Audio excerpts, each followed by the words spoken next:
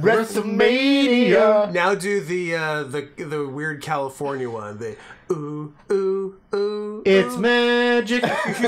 You know. Nope, that's not it. California. No, it's not the OC. It's the OC. No, it was not WrestleMania OC edition. But then, yeah, I guess it was hip hop. It was like, well, my name is Scott, and I'm here to say I like to rap in a WrestleMania way. Slam jam. Logan came to play, and we saw what Seth had to say, and both my co-hosts are gay. Very nice. Very, very nice. Thank you.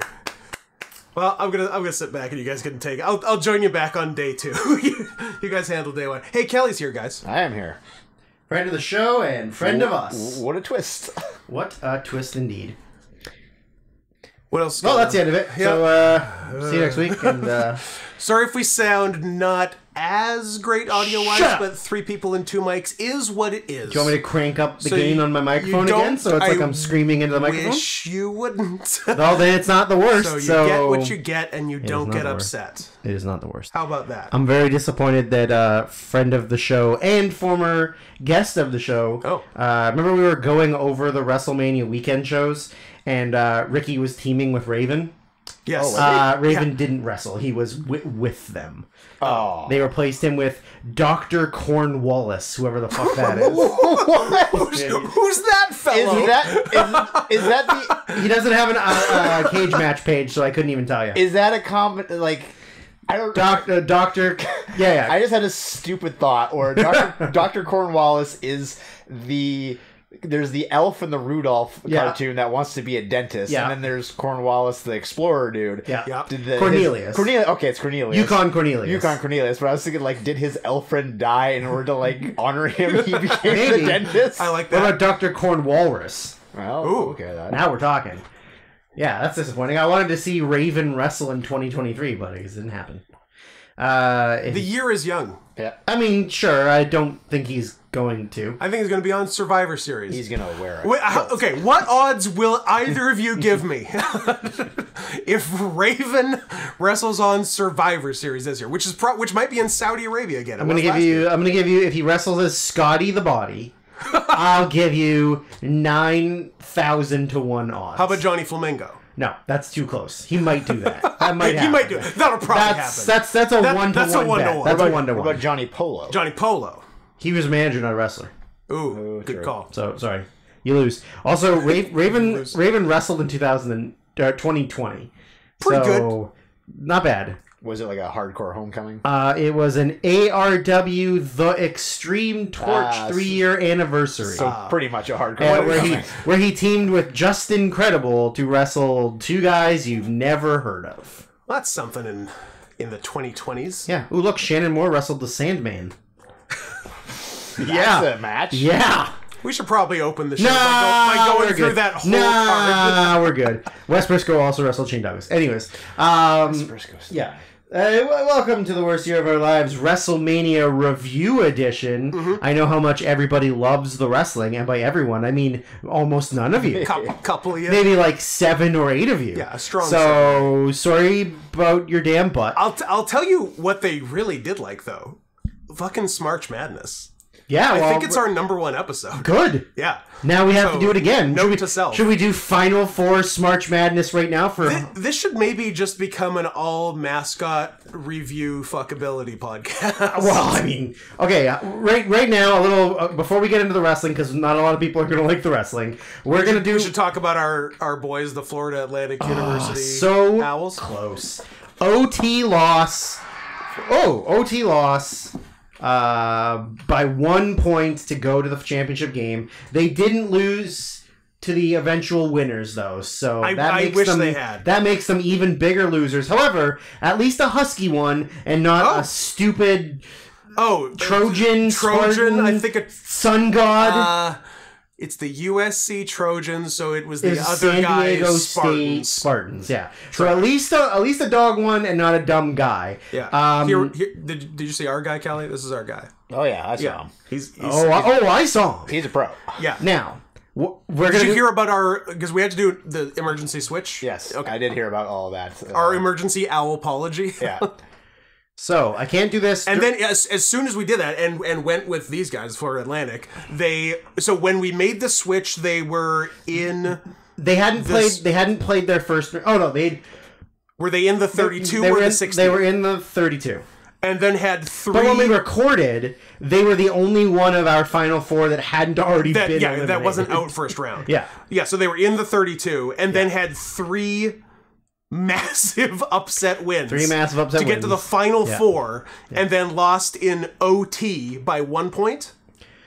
Yes, by 1 point. In the Final Four to not make it to the finals, which is goddamned heartbreaking. Now, there is also an NCAA, what's called the Frozen Four. Oh. So they don't actually do a full tournament. They just do the 4 highest ranked teams. The 4 hottest mascots. They do our Final Four. They do our Final Four. So this is, of course, for hockey, which is the I don't know, 9th sport in the United States. Really, hockey starts at the 4? They just do the Frozen Four. And it's, I think it's round robin.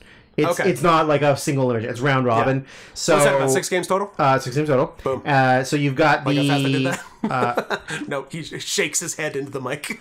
So I'm in the process of opening these up. So we're doing a quick. We're gonna do a quick Frozen Four. Then we got to do each pairing to see who gets the most points to go to the final. You know what? I like your style. So you guys are so lucky. A bonus out of nowhere. I'm literally doing this to atone for the fact that we're doing fucking wrestling, and most people are not going to enjoy the wrestling. So, you've got, I don't know what the name of the... What do you think Minnesota...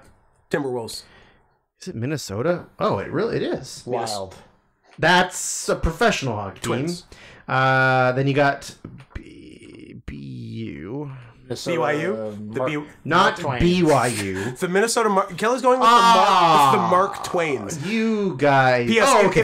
If it's 4 human mascots, we're shutting the podcast. We're not even doing WrestleMania. Good news. So far, it is 0 humans. Okay. Is one of them a weather system? A storm? Yeah. A hurricane?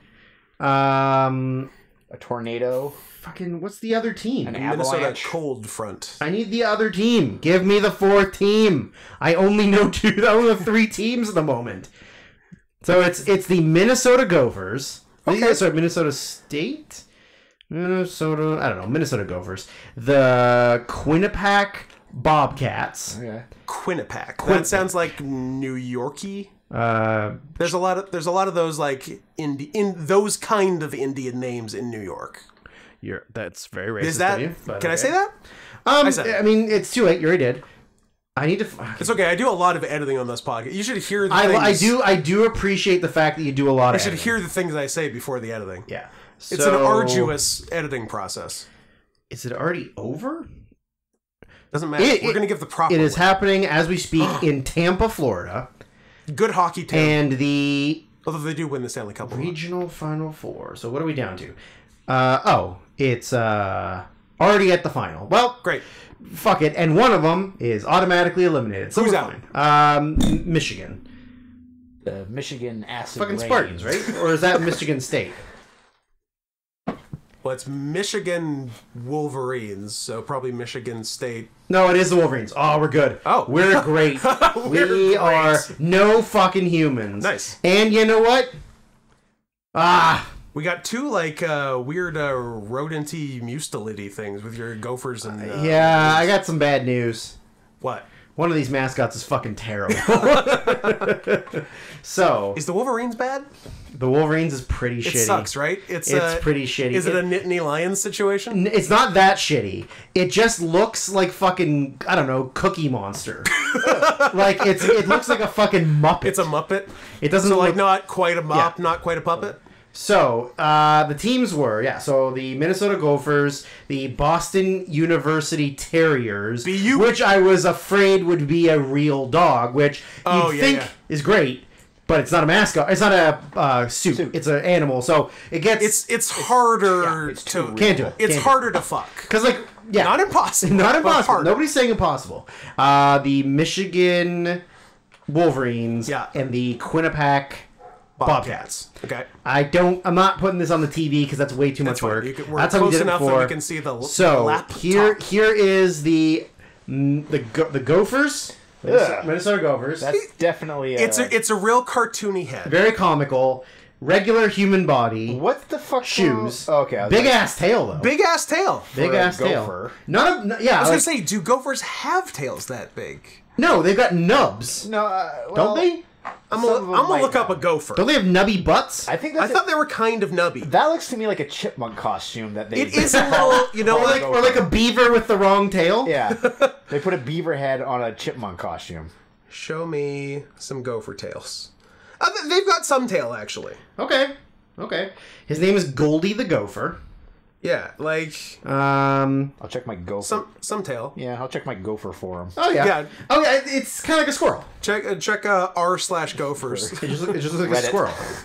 So we got like. I can't really see and I can't really turn this thing properly. So I'm gonna... Is that a giant ring that goes over 3 of his fingers? Yeah, it's a championship ring, baby. Yeah, it's a forefinger. The head's really wide. The mouth is too big. But the costume. That's something. I like how he's jacked in some of these, and then Yeah. other ones he's just like, that's not a gopher. That's really more of a chipmunky tail. Yeah. I will say. Yeah, But I chipmunk, like that there's squirrel. It's some kind of got some beaver to it. yeah. But they all kind of have buck teeth. Yeah. But yeah, it's not bad. It's it's like fursuit under shorts, and the fursuit that comes out past the shorts is kind of baggy. You got to go form fitting. Yeah. But it's not terrible. It's okay. At least give me fucking not running shoes. Oh yeah, we're looking for your feet.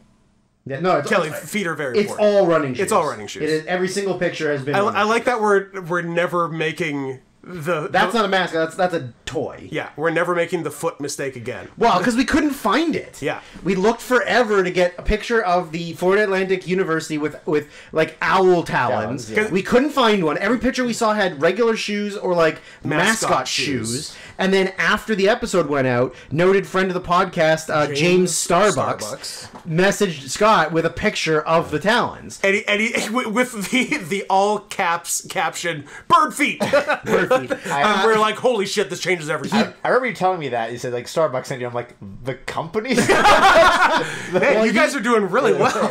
He messaged me. Starbucks is messaging and he me. said, I'm like, did you enjoy me using your government name? And he's like, yeah, literally the only name I've never used. He's like, Jimmy Starbucks, Jimmy Saint, Jefferson Saint, and then doxed Greg Vogt. And I was like, no, James Starbucks. That's your legal government name. Yeah.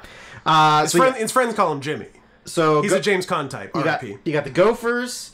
You got the Quinnipiac Bobcats. Boomer the Bobcat is his name. Now, Bobcat, I mean, obviously potential, but tail. Bobcats have short tails. That's true. Oh, what's going on with Boomer? He's got kind of like a... Okay. He's got a people's eyebrow thing going. He's the Rock. Oh, he is the Rock. Okay, that's mascot shoes with toes. Okay. He's got cat feet, guys. He's got cat feet.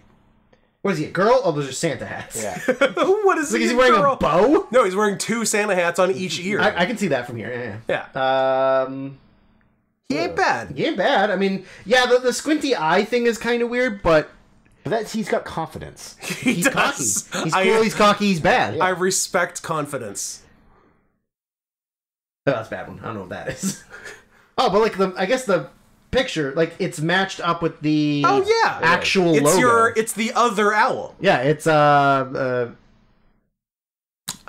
like that we've already Kennesaw State. Kennesaw State, baby. Yeah, so it's got toes, which is nice. Respect. Have I seen a single tail? I mean, I would like to see if it has at least nub tail, or if they just went no tail just because Bobcats have short tails, which would be a shame. Boomer from behind. Oh, he's got underfoot pop pads. I like it. Hey now. I like it. Maybe Boomer's the guy to go with. We'll see. Give me one butt shot. Show me your ass. Show me Boomer's ass. Boomer, show me your ass. I want to see Boomer bent over, spreading that ass. I don't think you're getting that, Kelly. There's literally like no. So in the case of literally not being able to find it, do we go benefit of the doubt? Maybe. There's butt. No zero. Tail. Zero tail at all. Zero tail. Good job finding a butt But shot. I like that I had to go so deep. Like page 12 of Google Images. Yeah. So no tail at all. So the first round. But everything else, not bad. Yeah. So I think. I don't know. I think we go Boomer, right? Boomer is the Boomer over. Boomer over Gopher. Yeah. Boomer over Gopher. Now the next one. I'm going to find out where Quinnipiac is, and if it's in New York, or I'm going to say the Northeast in general, I'm not racist. Is that fair? I mean, I guess, but why would it make you racist to be wrong? Because then my generalization was wrong. So, but if it's right, if your racist generalization is right, you're not racist. I agree. So here's the Boston University Terriers mascot. Oh, he's not bad. It's very comical again. Like it's very like Tom and Jerry. But it's a pretty good head. He's fucking yoked in that and he's yoked. That terrier bench. So it's a. Okay. Is it a terrier or is it a French bulldog? That's that one, but yeah. Well, they're called the terriers, so it does look like kind of both. It could be one or the other. Although it kind of concerns me that there's pictures of like Quinnipiac University's in Hamden, Connecticut. You couldn't get more Northeast. Not racist. I thought you were going to say you couldn't get more New York. I should have said that. That's funnier. But here we are. Like they have a real dog. They have the mascot. Like, did the dog die? I mean.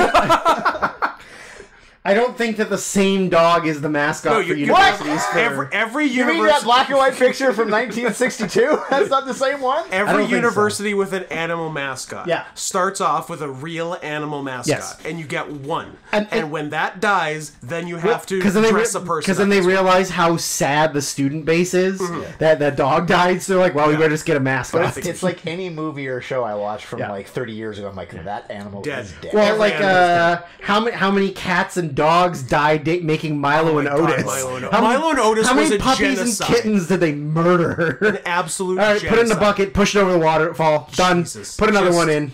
Horrific. Yeah. I'm going to need to see... does he have a name? I'm going to need to see his butt. I said his name, and I've... Rhett the Terrier. R-H-E-T-T. Ooh, like Titus, my favorite wrestler. Yeah. So he's got... He's got paw pads. He's got fingers. Have we seen feet and butt are very important? Feet. Yeah, show feet. Feet Yeah, and butt are very important to me. Scott said they're just like black mascot, but not shoes. They're like they match. They're not like articulated toes. Those are skates.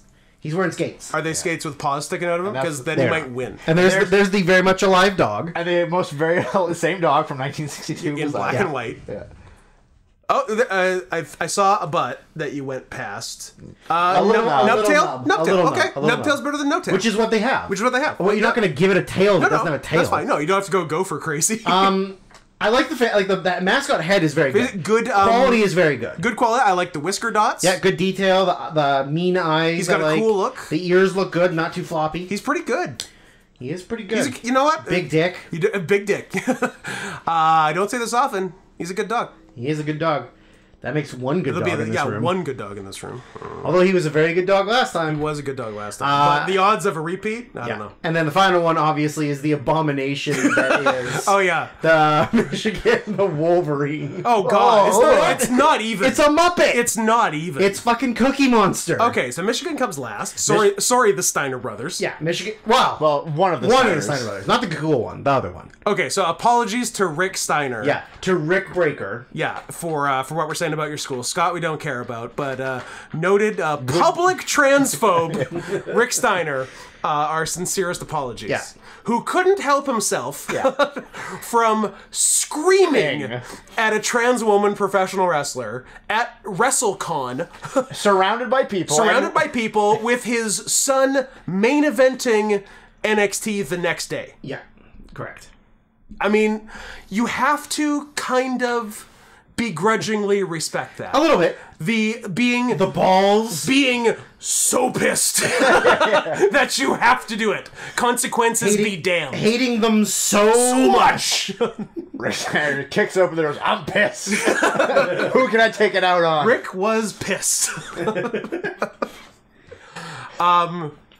So yeah, I think are we okay just ranking the 4 Terriers, Bobcats, Gophers, Wolverines? Terriers win?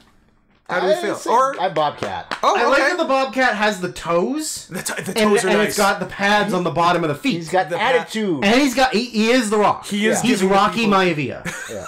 But the head on the Bulldog on the Terrier is very good. The Terrier is a more quality head. It would almost but Bobcat has no tail. And Bobcat has no tail.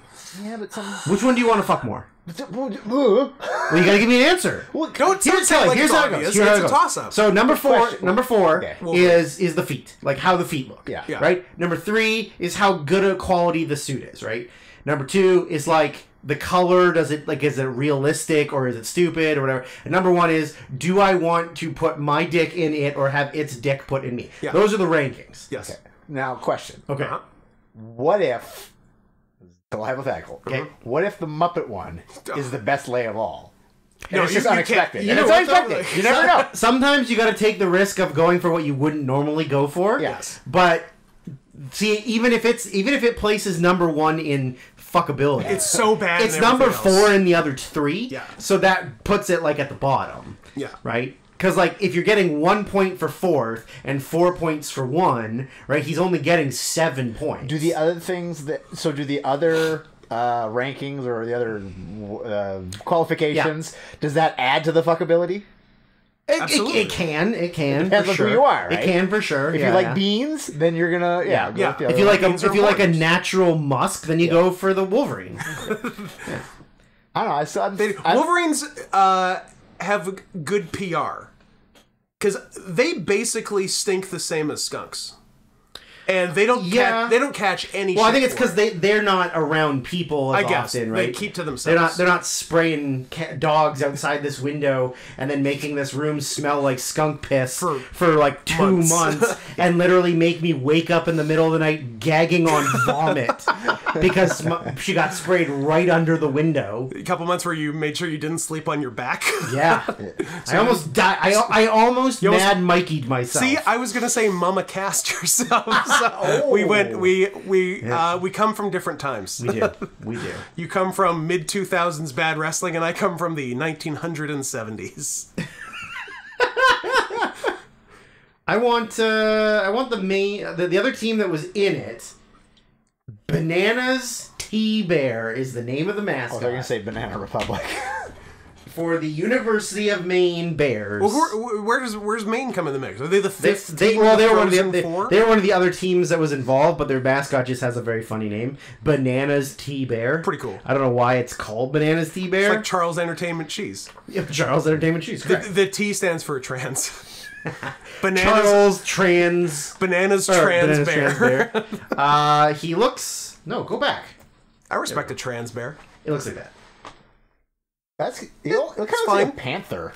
It does look like a Black Panther for sure. Yeah. Oh yeah, I like claws on feet. I like claws on feet, but also they didn't make it, so we're not talking about them. Nope. And we are talking about the fact that Manscaped has still not paid us. So do we even continue to do ad reads? That's a fantastic question because this is the first read of April of our new contract, I guess, or was that last week? That was last week.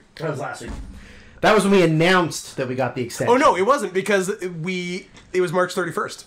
Because we put it up on the Friday. So this is the first ad read of our new contract with Manscaped, who now owes us 3 months of pay.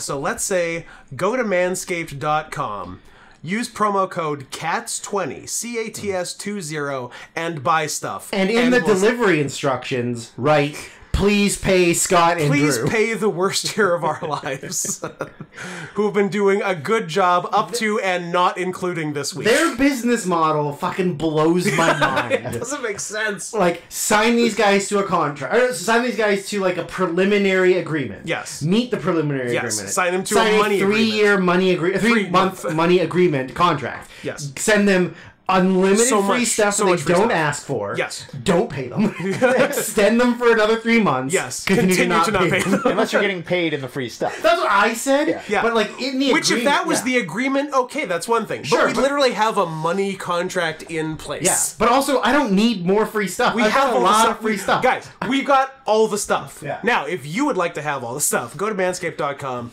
buy all the stuff, use promo code CATS20, 20% off, free shipping worldwide except Thailand, and you're good. And that's all you're getting until we get paid. Yeah. All right? That's less than the usual ad read we do, but that's still more than you deserve. Yes. I don't know. I really want to do a deeper dive on where they don't ship. Yeah. Thailand, we know. Thailand for sure. There is a Singapore. So you can get it sent to Singapore and then just like get it sent from there. The UAE. We're not shipping to Dubai? No, we are shipping. I'm saying they do ship to Singapore. Sure. They do ship to the UAE. Probably not North Korea.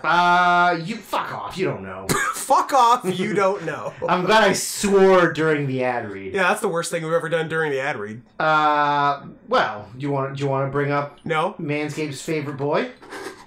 I don't think. Oh, okay, that's not their favorite boy. Okay, I don't think we should call Hitler Manscaped's favorite boy. It's fine. This is after even if the ad we read, have right? This is post ad. Post ad read. Yeah. Kelly, I know you don't listen to the podcast because why would you? I don't blame you. Kelly, it's okay. We don't listen to the podcast. We don't listen to the podcast. 3 ad reads in a row for Manscaped. We unintentionally brought up Hitler and then talked about Hitler for longer for like than a we little should while. have. Yeah. And then realized like, this is a trend. Oh yeah, ad read. And then we're like, oh, but they don't listen to the ad reads, and they don't because clearly, maybe that's why they're not paying us. Oh, maybe they do. Maybe listen they to the do ad listen, reads. and they're like, we're not paying these guys. But here's the thing: I feel like we even out, much like the mascot criteria, we even out in ad read criteria to at least a neutral, if not a slight positive. Because yes, we bring up Hitler a lot, but the contract is for a 60-second ad read. We've gone like 17 minutes. Yeah, you've gotten 17 minutes of ad read with a little bit of Hitler talking. Yeah. Like, what's a little bit of Hitler compared to getting, 3,000% more ad read? Yeah. A little bit of Hitler never hurt anybody. Exactly. Early Hitler didn't do a lot of bad stuff. Nope. So you're getting a little bit of early Hitler. You're not getting the end of Hitler. He was an artist. 1967 Argentina He's Hitler. a veteran. He is a veteran. He fought for his country. Survived being gassed. He fought for the Kaiser. He did. Kaiser Wilhelm? Kaiser goddamn Wilhelm. Yeah. Hitler. No. Had to stop. I was hoping saw the road I was going down and slammed on the brakes. So anyways, manscaped.com. Manscaped.com. Promo code CATS20. Scott, you got a Cameo, right? I do have a Cameo. Cameo.com/scoot. I did one the other day I wasn't happy about. Well, I'm glad you didn't make me film it. No, I was able to film it myself, but I'm pretty sure it was another false pretenses Cameo instructions. Because I'm going to read it to you. You're getting 5 stars. You know what? I got 5 stars for it, so I'm not... What's a book of business video? What business do you have? It's for your business. If you want me to do it, I thought you were going to say Nunya, but okay. Also valid. Messages are $4. Yeah, and there's a money back guarantee. Pay to play. That's the best thing. If I could move the Cameo model to Twitter, where you had to pay $4 to DM me, my quality of life would be so much better. But one thing at a time. Oh, sick. We can get Velvet Sky to send us a message with her tits out.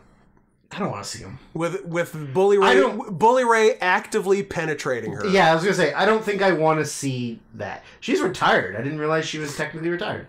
Oh, you said retired. Oh, I want to see instructions for my most recent Cameo.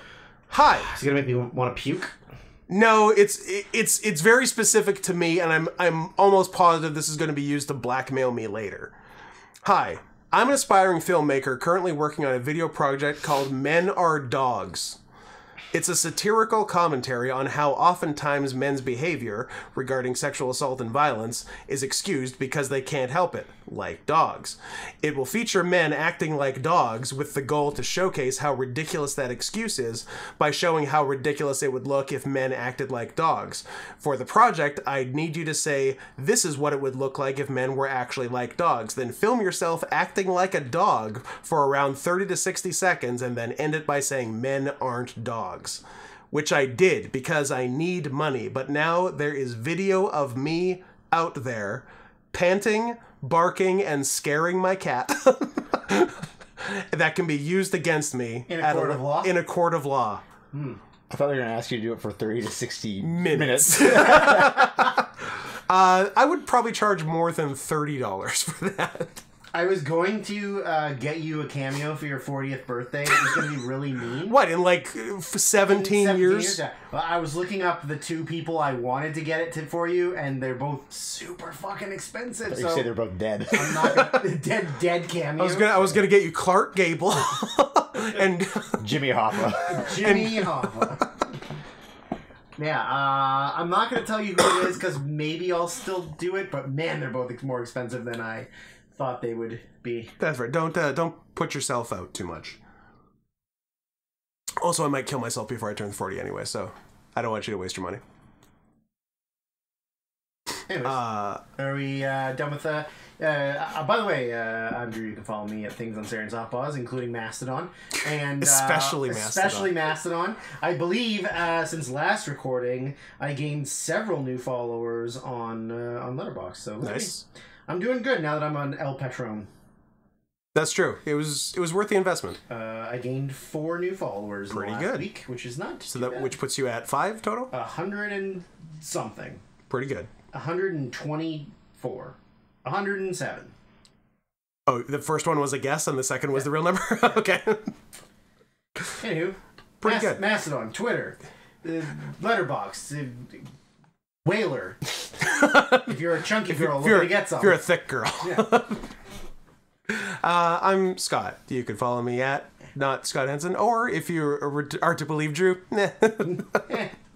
Kelly, you're a big social media guy. Oh yeah, the biggest. I mean, I don't see any reason why you would want to follow me, but if you want to, you can follow me at Caden Talbane on say Facebook. That's Facebook. Not how it works. On Twitter, but I don't think I've updated my Twitter for like years. It's been a minute. For about 2 years. You had a nice run with all the woofs. Yep, I did a year straight. Of a year of woofs. Yeah, that's right. I respect that. And although I was gonna wait till the very last year and be like, "This is it, year 365 days of do the same word over again. Let's do it." What? Damn it! Shit! Yeah. Woof!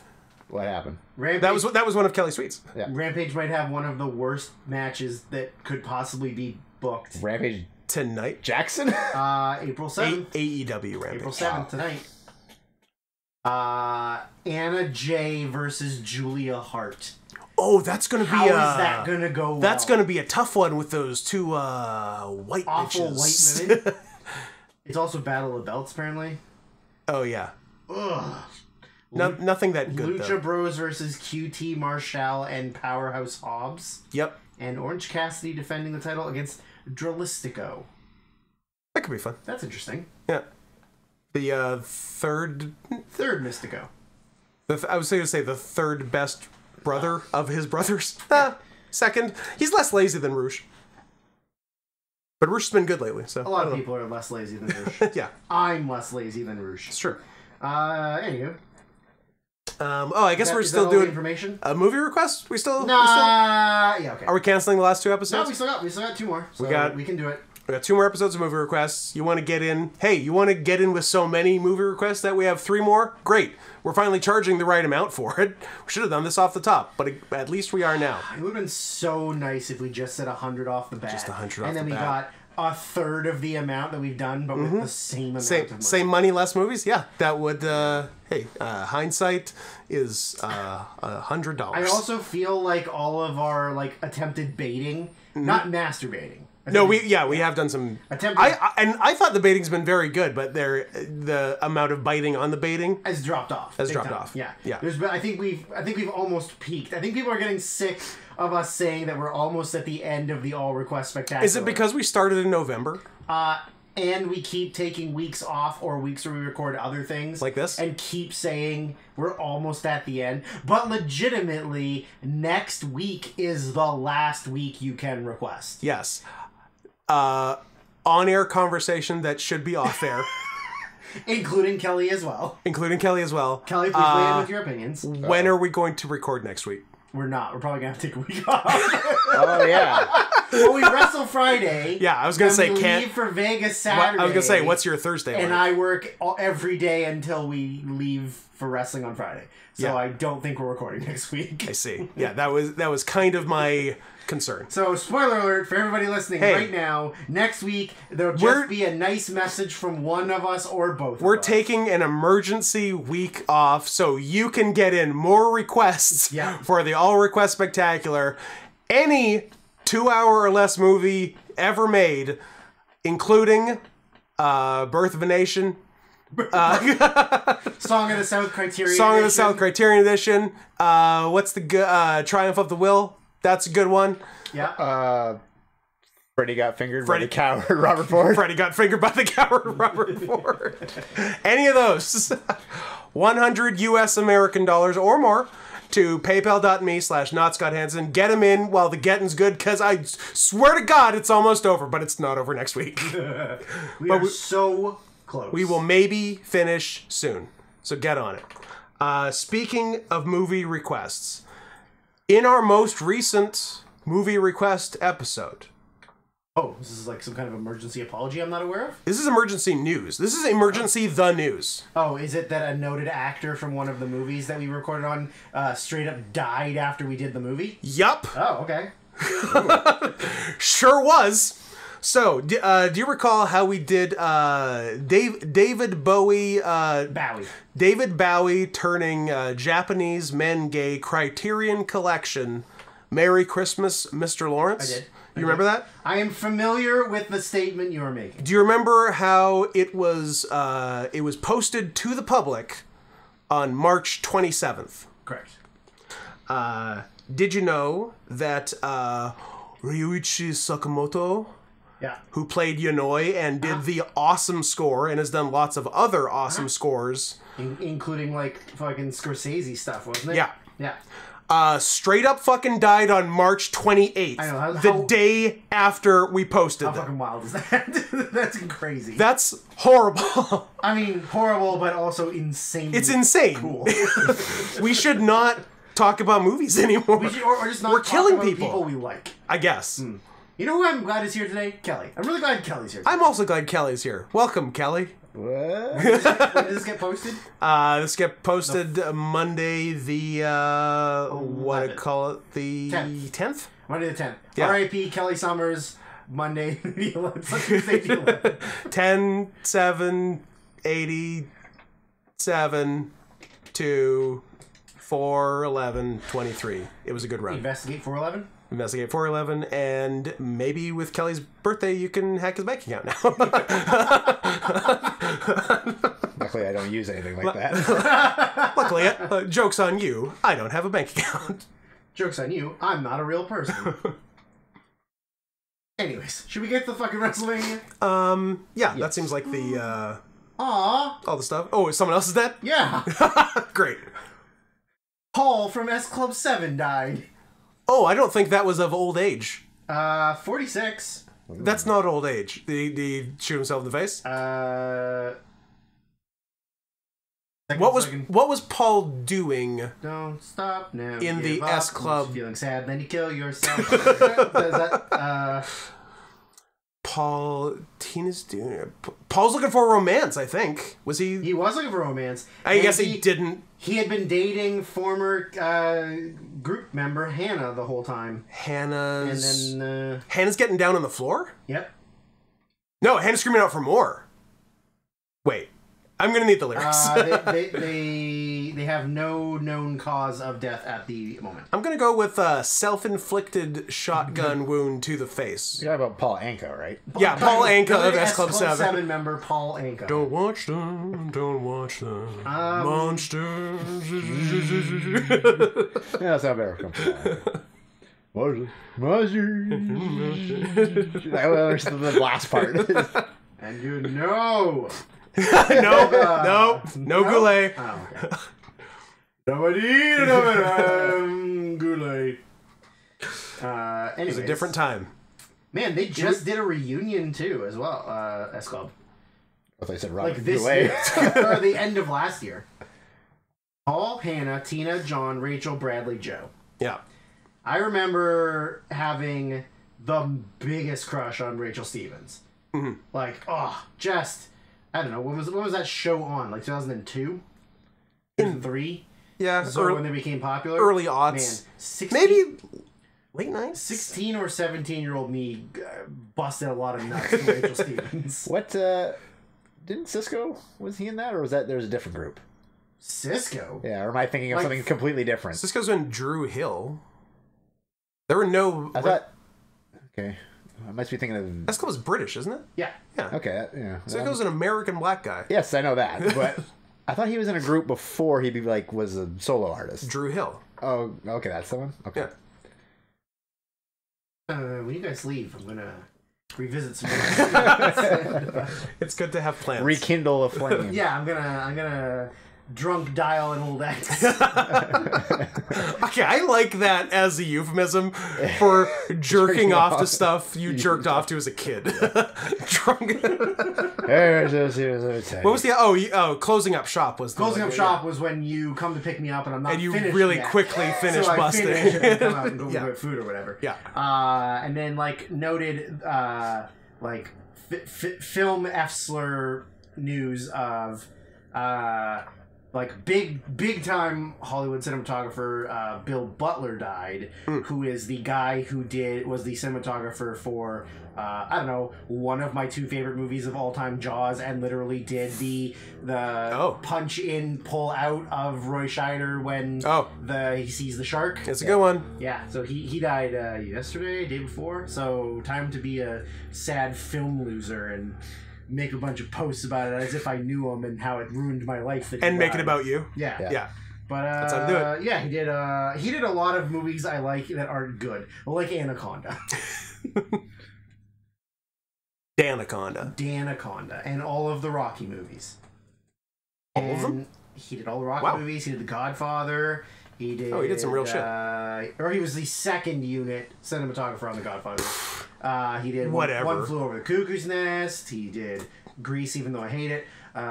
He did. New Grease is going to be good, though. New Grease is where it's at. I like ethnically diverse 50s greasers. Absolutely. All singing current songs. Oh, they're going to do that. I don't know if that's what they're doing. I bet they might, though. Yeah. I remember... It could be a little Elvis Doja Cat mashup. I remember when my grandfather was growing up in the 50s and all of his multiracial friends. Chinese friends that he talked about.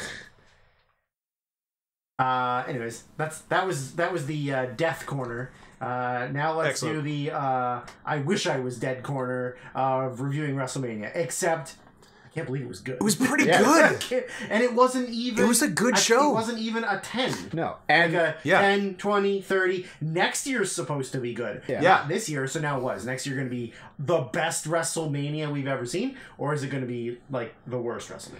I don't know. There's been a lot of bad ones. So. It's probably going to be Roman and The Rock, right? That's going to happen? I don't know.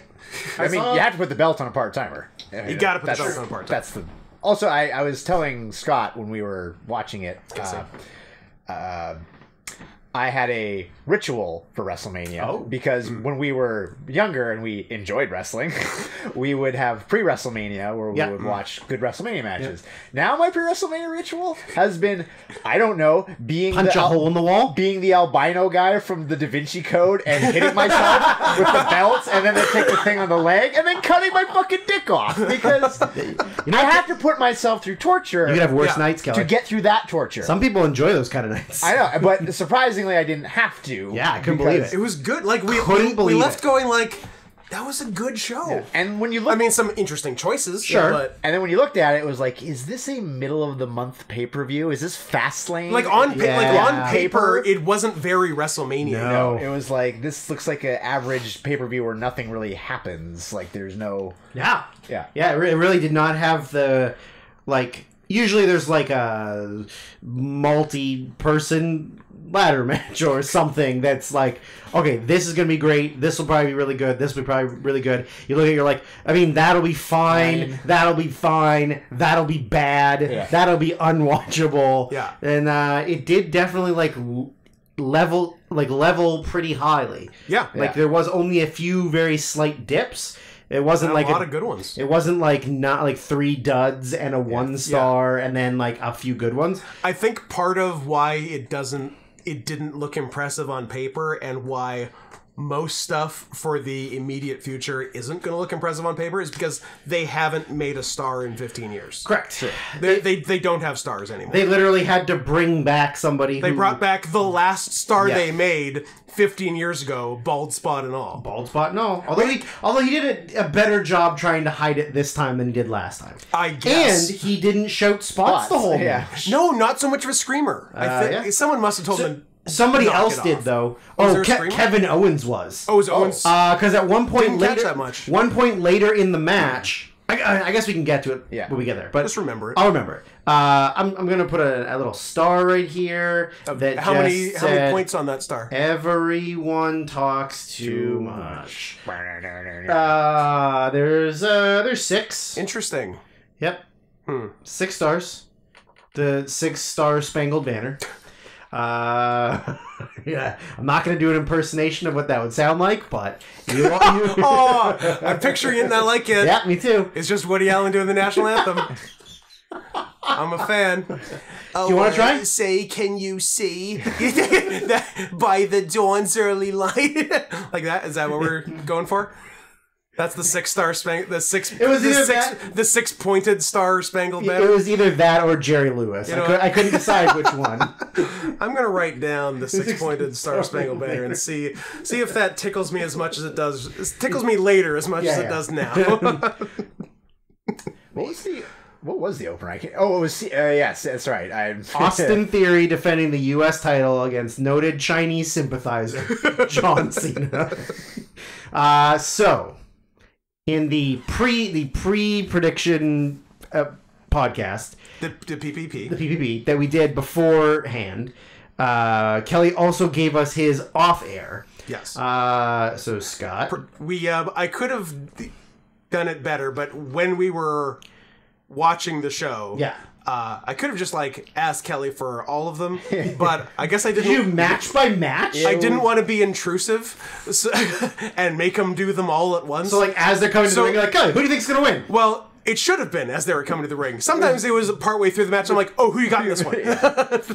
You idiot! So I didn't do a fantastic job. Stupid bitch! You're as dumb as a dog. But it didn't really affect it. I know. It's still Okay, so and Kelly was in fact so honest that he didn't predict Rhea Charlotte because he saw a picture of Rhea with the title. Good for you. I'm gonna noted good dog move. Yeah, good job. So both Scott and Kelly said John Cena.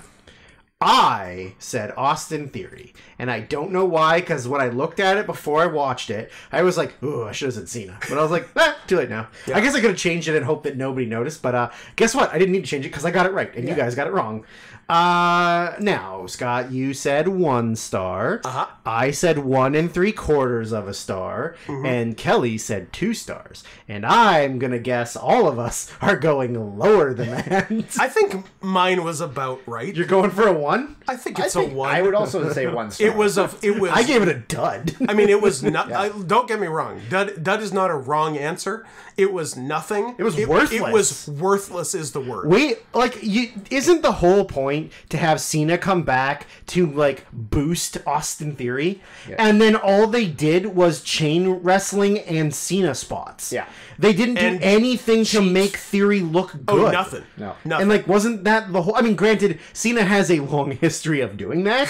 But don't you think that as a part-timer who's like the biggest star the company's had in the last 20 years, that you're like, okay, John, you're not around anymore. We need you to sort of bump this guy because you love the company so much. And we love this guy, a pedophile. But a straight pedophile, so it's okay. Yeah, he's no Velveteen Dream. I wonder how he felt about Bianca Belair's entrance the second night. I mean, he is from Atlanta, so he's used to the chocolate swirl. I believe he referred to it as a buffet. A buffet.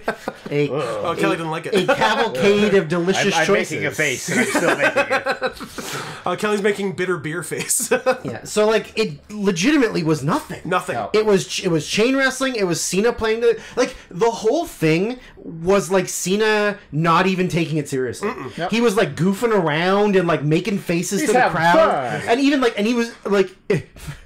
As unbelievable as this is, he was bumping even worse than he normally does. But I saw something amazing. Was it him running to the ring?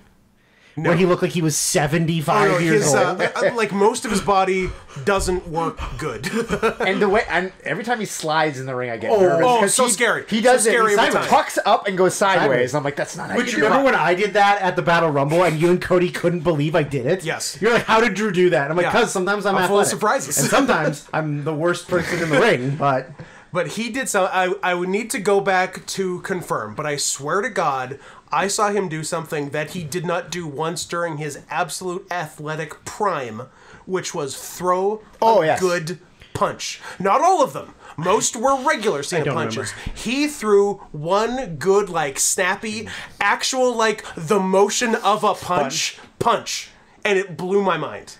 That's what gets it the 1 star. I had said to Scott earlier, I'm like, God damn it. I'm like, if they pull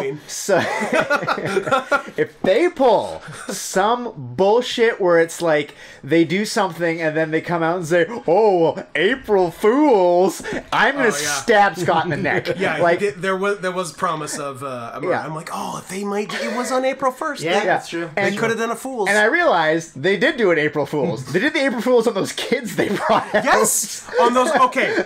Oh, that like. Here's your hero. He's gonna win. Oh, sorry, he didn't. Gotcha. Okay, so I also have a funny point about those kids. So let's not move on past this. Is it the kid on the far right? No, who didn't look like a kid? He didn't. Don't get me wrong. Yeah, he didn't look like an adult. That's not what I'm saying. I'm saying he didn't look like a human being. Yeah, and I believe Kevin said, Kelly and I watched it at our friend Kevin's house. Shout out Eridonis, noted good politic haver. Yeah. Guy who I should hate, but I love so much. But is the best. I believe Kevin said he has evil in his eyes. Like, the kid looked like a... You could picture Kevin Sanger, right? Yeah. Yes, I can.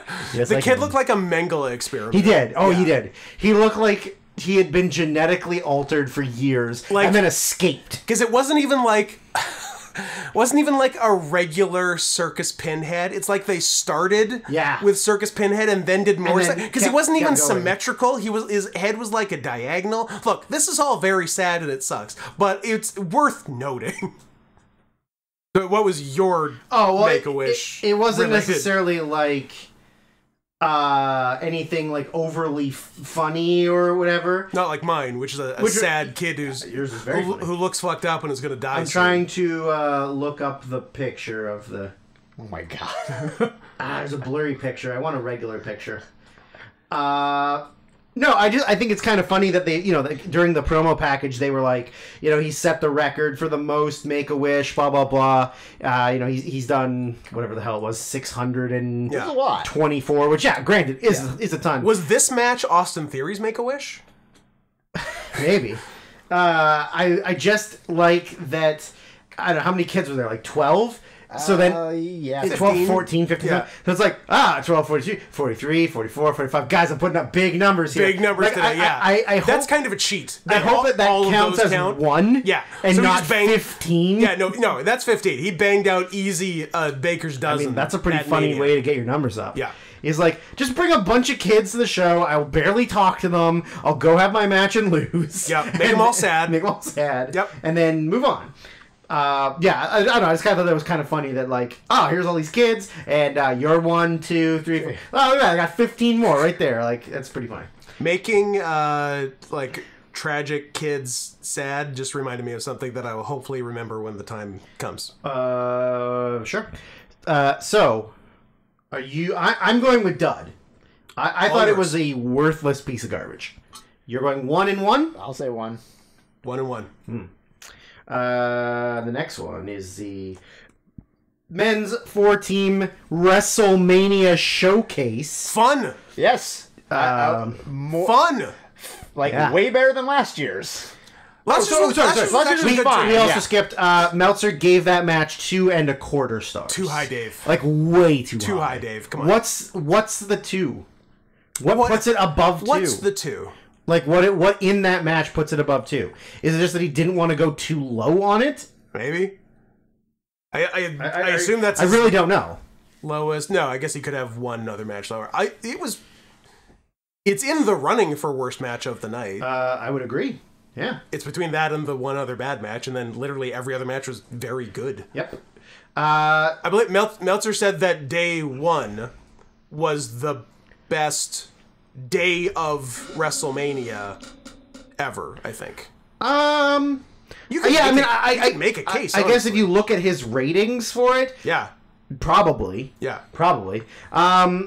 So yeah, the men's WrestleMania Tag Showcase, which was the Viking Experience. I'm sorry, Raiders. I forgot that was their first stupid name. Big guy, little guy, Braun Strowman and Ricochet. A team that exists because one of them is being punished. Punishing the other one. Yeah. But hey, it gets Ricochet on WrestleMania, so great. And he was great. And he was awesome. You got the team of the Alpha Academy, which was the perfect man. Gable and Otis. And Kelly's perfect man. How is your mic stand so loose? I think it's because I pulled it forward and pulling it towards me like unloosened it. Gotcha. So you're doing a whole thing. And I'm gonna fix it while one of you two is talking. Drew's holding the entire mic arm loose right now. It's and the last team was the Street Profits. So originally, Scott, you said Street Profits. No, originally you said Ricochet and Braun. Strowman, and then you were reading and then as live SmackDown spoilers. Yes, and they mentioned Owens and Zayn leaving. Street Profits entering and them having a little stare. I'm like, oh, that's going to be their first challenger. And it was. And the match was only okay. It was. And they didn't break them up afterwards. That was actually shocking. I mean, they will soon. Yeah. But I was surprised you can't have a face tag team that everybody likes where one of the guys is kind of big and the other one's athletic and you not break them up. No. That doesn't make any sense. No. Rules are rules. Yeah. So I said the Viking Experience. And Kelly said Braun Strowman and Ricochet. Yeah. And Scott was the only one that got it right. I read SmackDown. You said 3.5. I said 3 3/4. Mm-hmm. Kelly said 3. Yeah. And David Q. Meltzer gave it 3 3/4. The exact rating I said it was going to be, so I'm going to stick with it. I'm right, Dave's right, you're both wrong. Yeah, it's like 3.5, 3 3/4. Yeah. You know what? Why am I even debating between the two? It gets the higher one, 3 3/4, because it had the best spot I've ever seen in my life. Oh, yes. Chad goddamned Gable, noted backyard wrestler extraordinaire Chase Hasty of Minnesota Innovative Wrestling. Minnesota. Did a chaos theory to Braun piece of shit Strowman. And Braun was not going to take it. Did you see, yeah. As Braun is going down for the German. Yeah. No, the roll was fine. Yeah. As he's taking the German, going over. He wants to put his arm back so bad, really like did. Lashley Lesnar. He really did. But Gable did it too fast. So he couldn't do it. For him to be able to fully do it. Yeah. And it was beautiful. This WrestleMania was all about guys who are too big to take it, taking Germans. Kinda, yeah. We had two. Yeah. I mean, everything about this match, like, when the worst guy in the match, we said it before that we thought it was Dawkins. I think it's probably Otis. I mean, the worst guy in the match is Strowman. Yeah. But he's different than everybody else. Okay. Because of the other 7? I'm saying, of the other 7 is like, I think we said it was Dawkins at first. I think it's actually Otis is probably the worst. That was because Otis is kind of limited in what he can do. But that being said, he's good at what he does. He's so good at what he does. Yeah. I don't love Braun Strowman, but I also don't think Braun's as bad as like we all think he is. Like he knows what he's good at and what he does, and he does it. I mean, do I think except running? Do I think going outside of the ring and doing a freight train thing is stupid as shit? Yes. Yes. Did Dawkins murdering him my God, yes. look like the greatest thing I've ever seen? It was. Yes. It was sick, and the timing was perfect because he was running to hit like Eric or Ivar, whichever one, Rowe, and Rowe moved, and Dawkins just blindsided him out of nowhere, and it looked fucking great. Yeah, he killed him. Killed him. That was like the only thing I didn't like about the match was that Otis did nothing. He did a world's longest slam. Yeah, he didn't. He didn't get like. Well, I guess he can't do the worm because he's a heel. But not really. He's like tweener. Yeah, and like he can fucking like give like Ricochet or whoever a bunch of power stuff. Of power like suplexes. Yeah, Otis didn't really get to shine, and they did a rare good Tower of Doom spot. Yes, it was really good. Yeah, two guys with two guys in electric chairs.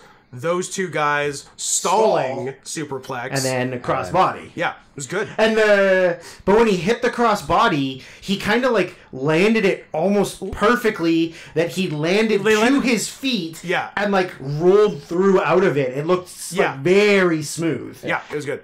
And it was all Braun. And and Ricochet did a shooting star to the floor. Yes, he did. I couldn't tell. Was it a springboard or was it a running no hands? I think they kind of missed it, didn't they? I don't know if I saw... But it seemed like he got to the rope so bad. I'm like, did he do like a Taka Michinoku dive into a shooting star? Because that's nuts. That's pretty wild. I mean, even if anyone's gonna do it. Yeah, even a springboard is an extremely impressive move. I don't know. I don't remember. I don't think the camera caught how he got I don't think they actually caught it. Because they just were showing the guys on the floor and then here's Ricochet with a shooting star. Yeah. That's kind of the problem with those matches is that you'd think being a professional cameraman for WWE, you would understand like the transitions or like what's coming, but it's not always that good. Yeah. Like, I mean, probably because Kevin done's bad at his job. Yep. But you know, you're like, oh, all these guys are on the floor. This guy's probably gonna dive. Maybe I should set the camera angle so I can see the dive. And then it's like, right. Oh, I also, you have access to a wide shot. I mean, and you could just show that. I know. So what are you doing rating wise? I'm staying at 3 3/4 because I got it right and Dave got it right. Everybody got it right. I talked myself into 3 3. I was between 1/2 and 3/4, and I'm like the higher one because it had the great spot. Yeah, I'll say 3 3/4. God, I was right. You guys are wrong. Steelers. You're all Pittsburgh Steelers. Next up is Seth freaking Rollins, which is his legal government name, versus Logan Paul with a bottle of Prime as his mascot. And we'll get there. I get mad about a certain thing that happened. Yes. Scott, you originally said 4. Yeah. I said 4.5. Kelly, being a pessimist, said 3. Did Kelly say higher than 3 for anything? Yes. Okay. 2. 3 matches. He said higher. No 4s though. No 4s. What was the highest? 3.5? 3.5. I thought you. No, 2 3.5s. Yeah. One 5. Oh, sure. Yeah. And that's it. And then like a bunch of 3s. Yeah. So Kelly, who hates wrestling, gave it a 3, and David Q. Meltzer gave it 4.5. 4.5. So number one, Seth's jacket. Entrance gear was the stupidest thing I've ever seen in my life. He's a good guy. But it's like he's an NBA player, and he's just doing it as like a gag, which is 100% true. There was like backstage footage of him and Becky right before he went out, where Becky saw the jacket for the first time, and she was like, and she was like, "I'm so jealous right now," and he's like, "I told you it was huge," and it's like Fashion Week levels of like stupid fashion. Do you know who were like crazy psyched about Seth Rollins? Kevin. Like, no, drag queens. Oh, well, yeah, of course. Drag queens went nuts for this shit. I was saying, is he doing a Lady Gaga thing? Well, that's the thing is because Lady Gaga, that's what he's Becky the was Joker. doing. Or also, he looks like he could also be in the movie The Cell. Yes, he does give me the Cell He's vibes. kind of the Cell. I think like Becky was doing that, but then they made Becky go back to being more of like She the was man. and she was doing. She was doing Conor McGregor. She was doing it as a heel. Yes, she was doing heel Conor McGregor. Seth is a face. Wearing insane costumes. Seth is a straight up good guy, but he is the most unlikable, hateable, ass kissing, company ball licker. But off camera, he's a piece of shit corporate shill. Yeah. But on camera, he's the most annoying guy in the promotion. Except for the fans love him. I think the fans just love his. They love his music. They love his music, which, by the way, isn't good. No, not at all. It's just catchy. It's 3 notes. It's a fun thing to do. Yeah. You could have anybody have fun music and people are going to do But that. there's nothing about his character that is enjoyable or makes him a baby Or face. straight. Or straight. Or straight. Yeah, he had a whole thing going on when he got down to actually just his wrestling gear, we're like a bunch of his stuff is puffy. Yeah. His belt was puffy. Yeah. His thighs were puffy. Yeah. And I think his shoes were puffy. I don't remember if I looked at his shoes. Like his red shoe. Yeah. Red Shoe Diaries? Yes. I'm jerking off to Seth Rollins when I'm 13 years old. Got a lot of jerking off to do tonight. A lot of old friends to jerk-dial. The thing that I didn't love about the match was everything with Logan Paul is just very spots and here's the next spot and then here's the next spot. Like obviously there's no psychology, which is really funny because that's going against what I would normally say of like I don't care about psychology anymore. I just want to see entertaining things. Yeah. But it's just okay, here's an athletic spot I can do. Yeah. Do it. A little bit of downtime. Yeah. Here's the next athletic spot I can do. Do it. A little bit of downtime.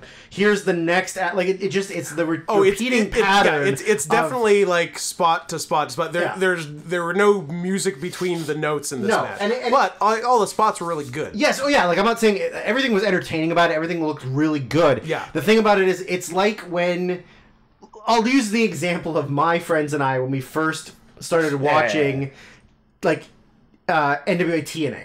And it was like AJ Styles and all that stuff. And then we would just have like backyard wrestling matches where we would just do the spots we had seen them do on TNA. Yeah. So you're like, there's no flow to everything. No, you're just doing There's no stuff. storytelling. There's no continuality between them. It's just like, oh, I saw him do this spot. Okay, we're gonna do this spot. Yeah. And then we just like get up, we do the next spot. And like it's not really a wrestling match as much as it's like stunt work or like Cirque du Soleil. A lot of things. Well, I know, and that's what I'm saying is like I don't expect Logan Paul to have a match.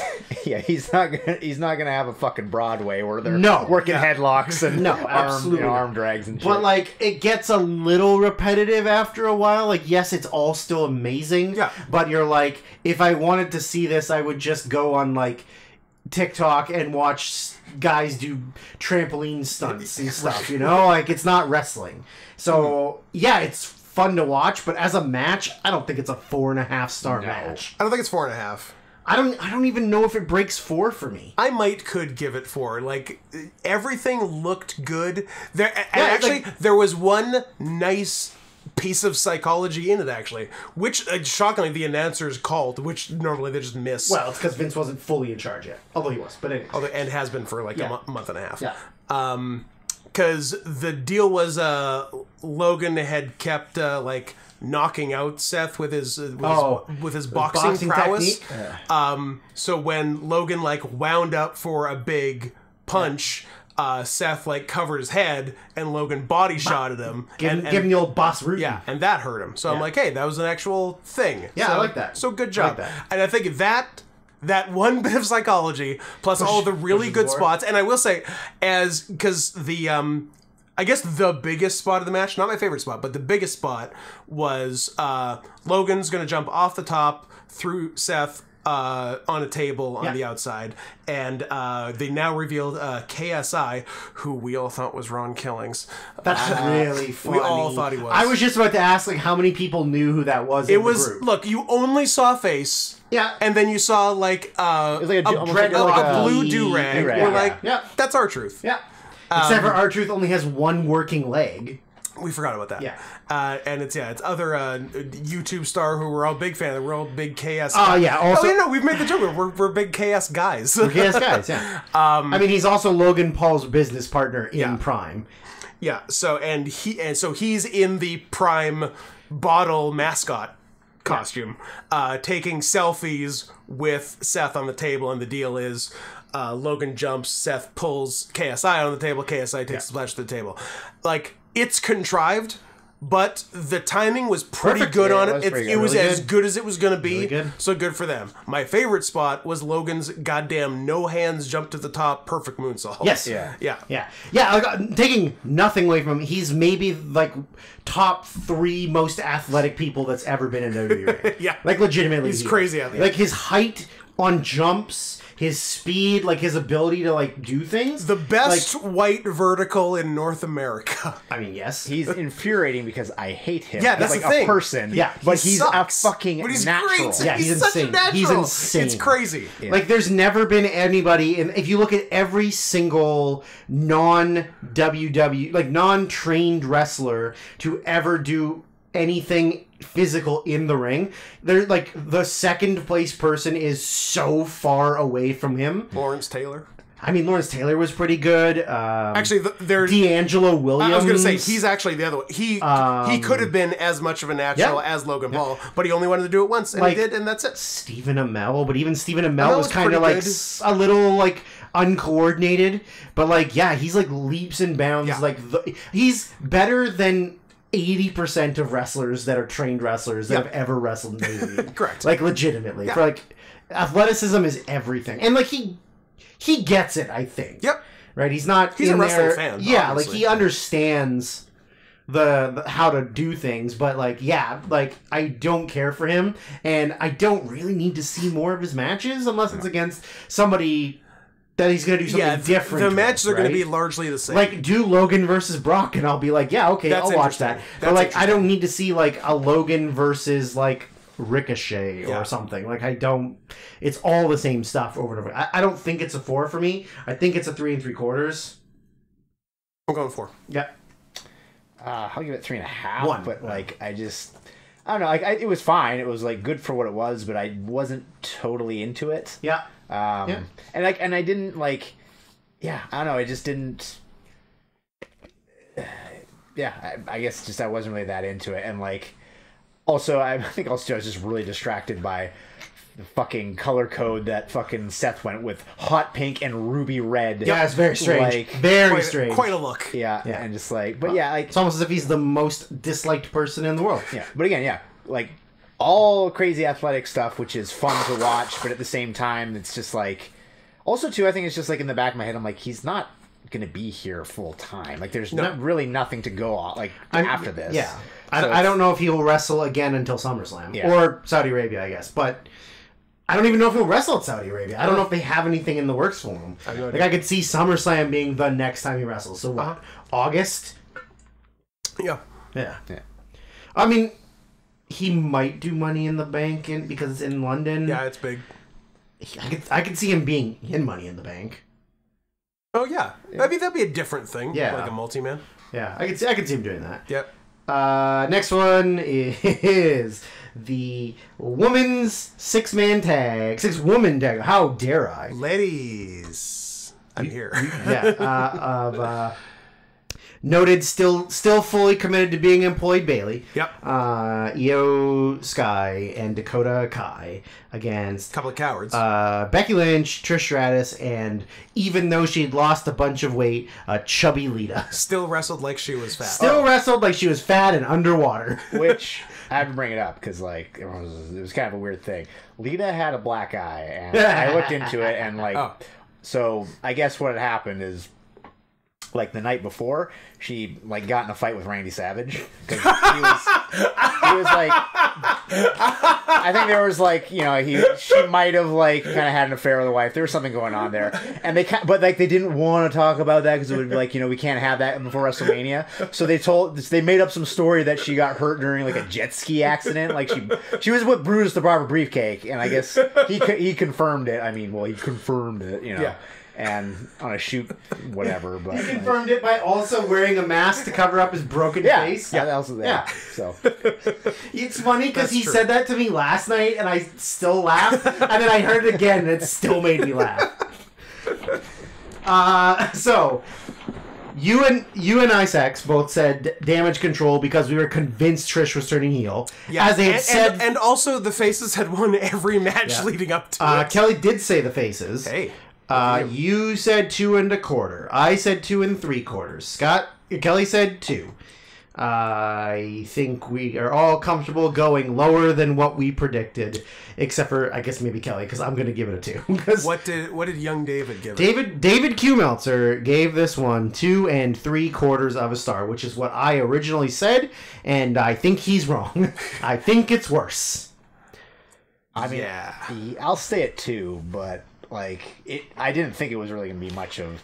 It wasn't what I thought it was. It definitely wasn't what I thought it was going to be, which was just the Faces beating the shit out of, and no offense for other than the initial heat on Lita. Yeah, it was just Becky and Trish beating the shit out of all 3 heels, and mainly just Becky. Like Trish didn't really get in there until the end. Until the very end, but then everything Trish did was just Trish looked good doing her spots. Like she didn't do and take anything really. And Trish's tits are back. Trish has I don't know, enormous tits. Yeah, real big, real like big. Way too big. Yeah, like comically oversized. They're crazy. But like the last time she was on TV, she was so slim and trim because she was doing like her yoga and her Zubaz pants and her Ico Pro whatever. Like she was so petite. She got new tits. She got new tits. Yeah, but why? Which is not the first time she's gotten new second tits. time. Yeah, second time. But like, why? Maybe you got a brand new tits. But you're not even wrestling. Like, I guess you are coming back part time or whatever. Like she would have looked bad if she didn't get new tits. I don't know. She looks great. I don't understand it. You have to drunk call an ex-girlfriend. Okay, that's the thing. Nah, I don't think I jerked off a lot to Trish, to be honest. I don't know if it's her face or that she's white. I don't know. Yeah, just not really a big Trish guy. I mean, maybe yes, she's hot, but like she was the classic 2000s like hot girl, like, you know, like blonde, kind of, huge tits. I definitely did a lot more Stacy Keeblering than I did Trish Stratusing. No Tori Wilsoning either until her Playboy came out, and then I was like, yeah. Also, a lot of China. Sure, lots of China. Well, you got free nudes. Later China. Free nudes. What am I going to not look and not jerk my dick? Anyway, 2010s China. 2010's China, like the later years. Yeah. I mean, there was a really stupid looking doing what the hell is it called, the Stratusfaction from the top to the floor that like just didn't really look good. Yeah. And Dakota had to like squat down really low to get Trish's legs on her, and then like. I don't know, just like everything was sloppy. Lita's terrible. Lita hit the world's slowest poetry in motion. Slowest poetry in motion. What's so funny, a bad twist of fate. What's so funny about Lita is she technically didn't blow any spots. Not at all. But everything looked bad. Everything looked terrible. Every single thing she did, you're terrified. Yes. Oh, big time. Big time. The side-by-side moonsault, I'm like, she's gonna kill someone. I like that they had to double up because Dakota and Io are too small, and so she didn't like overshoot them. Yeah, because she's like, she'll hit one of them, and she did. But I'm like, she's gonna knee someone in the face on something. She's gonna blow a Rana. Like, you're nervous with every move she does. Even though I like knew she was old, she's 47. Wow. Like, I knew she was old, but I think in my head, I'm like, oh, she's like 42, 43. Yeah. Like, no, she's like almost 50. Mm-hmm.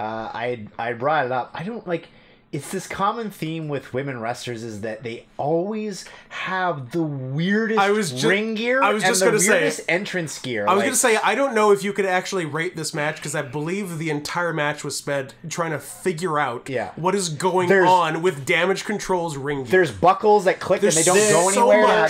They're just doing like the colors Joshi everywhere. Too busy. They're doing like current Stardom Joshi. Yeah. Because if you look at every Stardom girl now, so much going they on. all have like one side has like a hanging panel, and this side has like 2 buckles and a belt. Everyone's got a tail. You just have to do like as many things as you can that look like anime as possible. Mixed media, and that's like what they were doing. And like, I mean, some of the guys do that too, like with their entrance gear and stuff. But like especially Bailey's entrance gear, she had that huge cone on the right, that was like black with neon green buckles on it, and like. And like Bailey's old gear when she was doing the hug and stuff, like that was simple and it looked good. I'm a don't read her shirt wrong. I'm a star GGER. Yeah, don't read it wrong.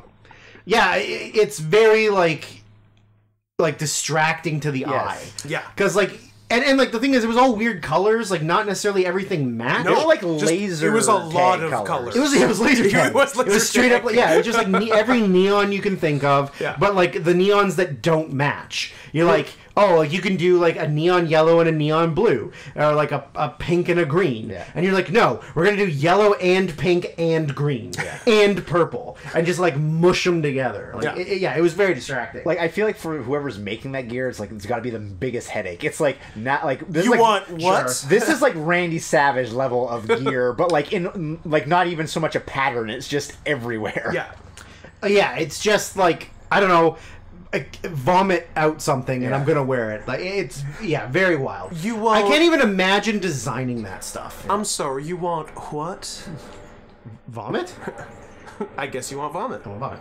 No, but yeah, it's like every kind of like designer's nightmare, I guess, to just be told like, I don't know, how about some buckles and some lace and like, I don't know, some buttons on this side, but also I need one wing and and a dragon tail that exclusively goes out of my butthole. Yes. And like, it's there. I don't understand how you can think that that's like good gear, and then also wrestling in that, like, as someone who wrestled in a comically oversized tail, I don't know why you would want to have so much like extra shit hanging off of you. But I guess if you're a 5'1" woman who weighs 87 pounds as opposed to a 5'10" man who weighs, I don't know, like 275 plus, it's a very different thing. So I'm staying at 2. You're going with Dave Meltzer gave 2 3/4. I don't want a copy. You want a copy. I guess I want a copy. Okay. Because I don't want to go higher than 2. No, not at all. Next one is I believe, one of the first Wrestle Lies that... I love Wrestle that Lies. Michael Cole said, the first ever father-son match at WrestleMania. And we were Shane and Vince. But on commentary, Michael Cole said the first ever father-son match at WrestleMania. I like lies. And he had another one later that I wish I'd written down because I can't remember what it was now, but it was very much a wrestle lie. Nice. Rey Mysterio versus his son, Dominic Mysterio, where nothing bad happened in the promo package leading up to this match. That they have since on the pay-per-view, no. But if you had the the pleasure of watching the 2 hours 0 matches pre-show, well, why wouldn't you?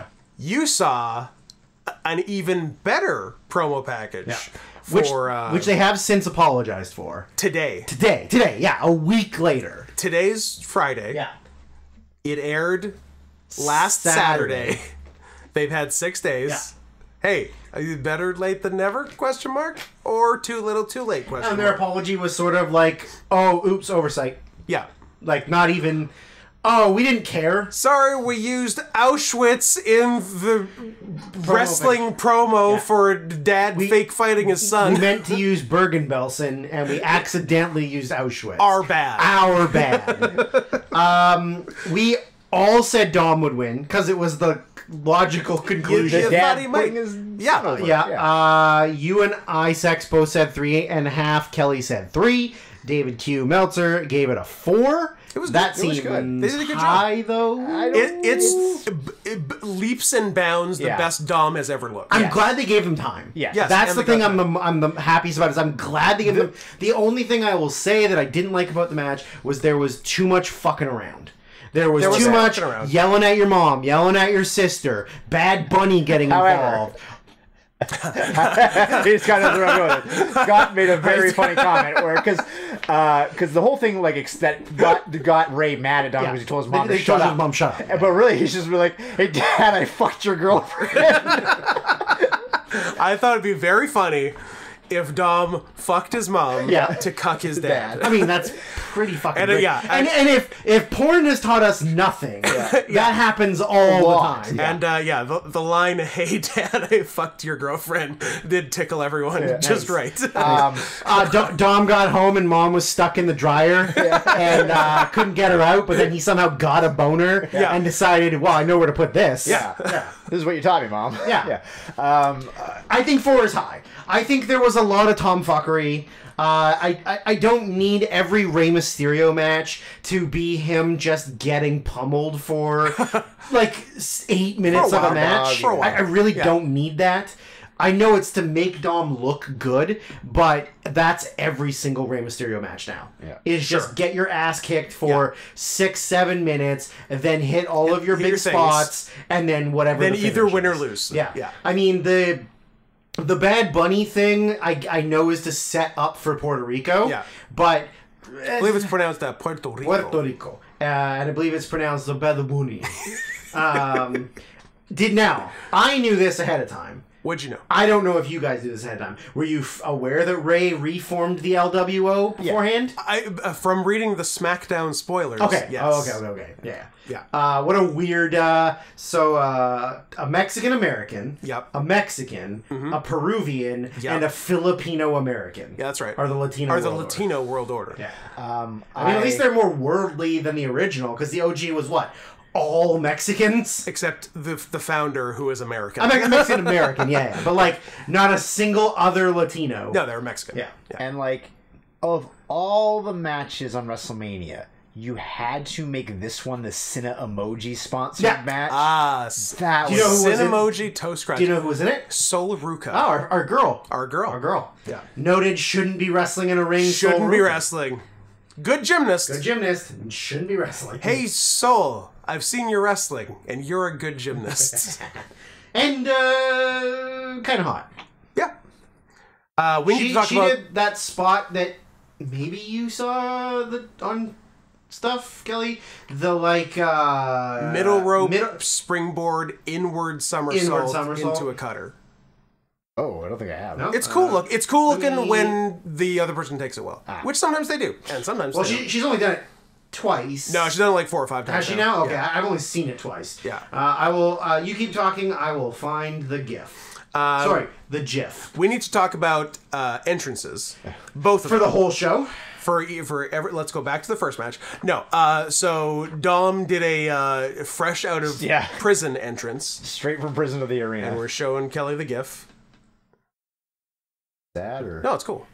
That's very cool. Yeah. Whoop. I'm still doing it. Yeah. The thing is, I like your stuff. It's cool. It's wildly contrived, but I don't think. Okay, in a previous lifetime, I could have done it. Yeah. I don't think it's that hard to do. No, it's not that because you're holding the rope, right? I can do an inward somersault. Exactly, into a cutter, right? Yeah. But it's just that she's blonde and skinny and bad at wrestling. Yeah. But it's very cool. Anyways, continue. So, Dom is escorted to the ring by a bunch of cops. Yeah. Did you catch who one of them was... front and center cop was? One of them was... fucking... Yes, I know who it was. It was fucking Officer Dan Barry. Dan Barry. It was awesome. I don't know why I couldn't think of his fucking name. I was so psyched. I'm like, holy shit! Yeah. He does a cop gimmick and he's a cop here. I think that's really funny. That's awesome. I doubt it was intentional. Probably wasn't. I bet you what it was. No, he was an extra. He was the extra, and he just happened to get that job. Yeah. Right? No, very funny. It was synergy. Yeah. It was cost-correcting synergy. Yeah, it was. Cost-correcting synergy. This guy already has a police uniform. Let's use him. Yeah, I was so happy for sorry, guys. I only brought my Bullet Club gear. I guess I have to wear my Bullet Club. I guess I'm in the Bullet Club forever. Fuck. Question mark. Chase Owens, you cocksucker. Yeah, Dan Barry, good guy, funny guy, one half of Team Tremendous with Bill Carr, who was in developmental for a bit and was given 8 concussions by Titus O'Neil alone. Well, and likes to make a lot of jokes about his dad's dick. So I'm a Bill Carr man. And then Ray got an entrance with Snoop Dogg, which was 100% supposed to be for Sasha.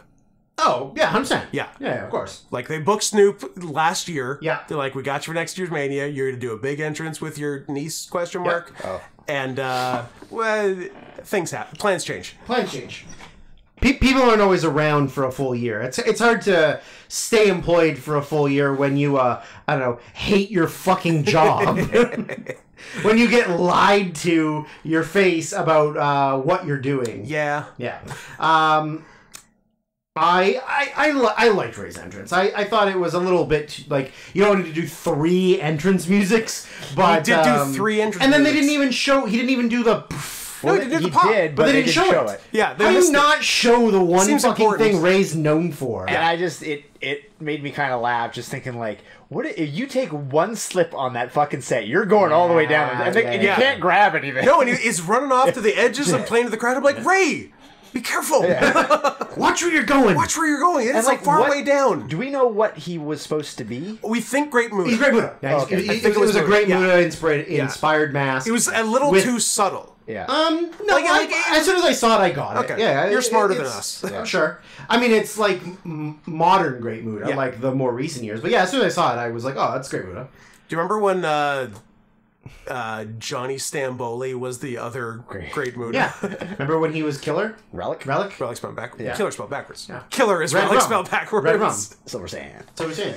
And his rat. His shoulder rat. I forgot about the rat. Yeah, so I should get a shoulder rat. I did not think it was bad at all. I just think there was too much fucking around. Also, Ray's wife is ugly, but his daughter's hot and got big tits. So your mom got big tits. Your mom got big tits. Dom fucked the wrong family member. Yeah, he did. Dom's frog splash looked exactly like Eddie Guerrero's. The pump. The pump. The pump was good.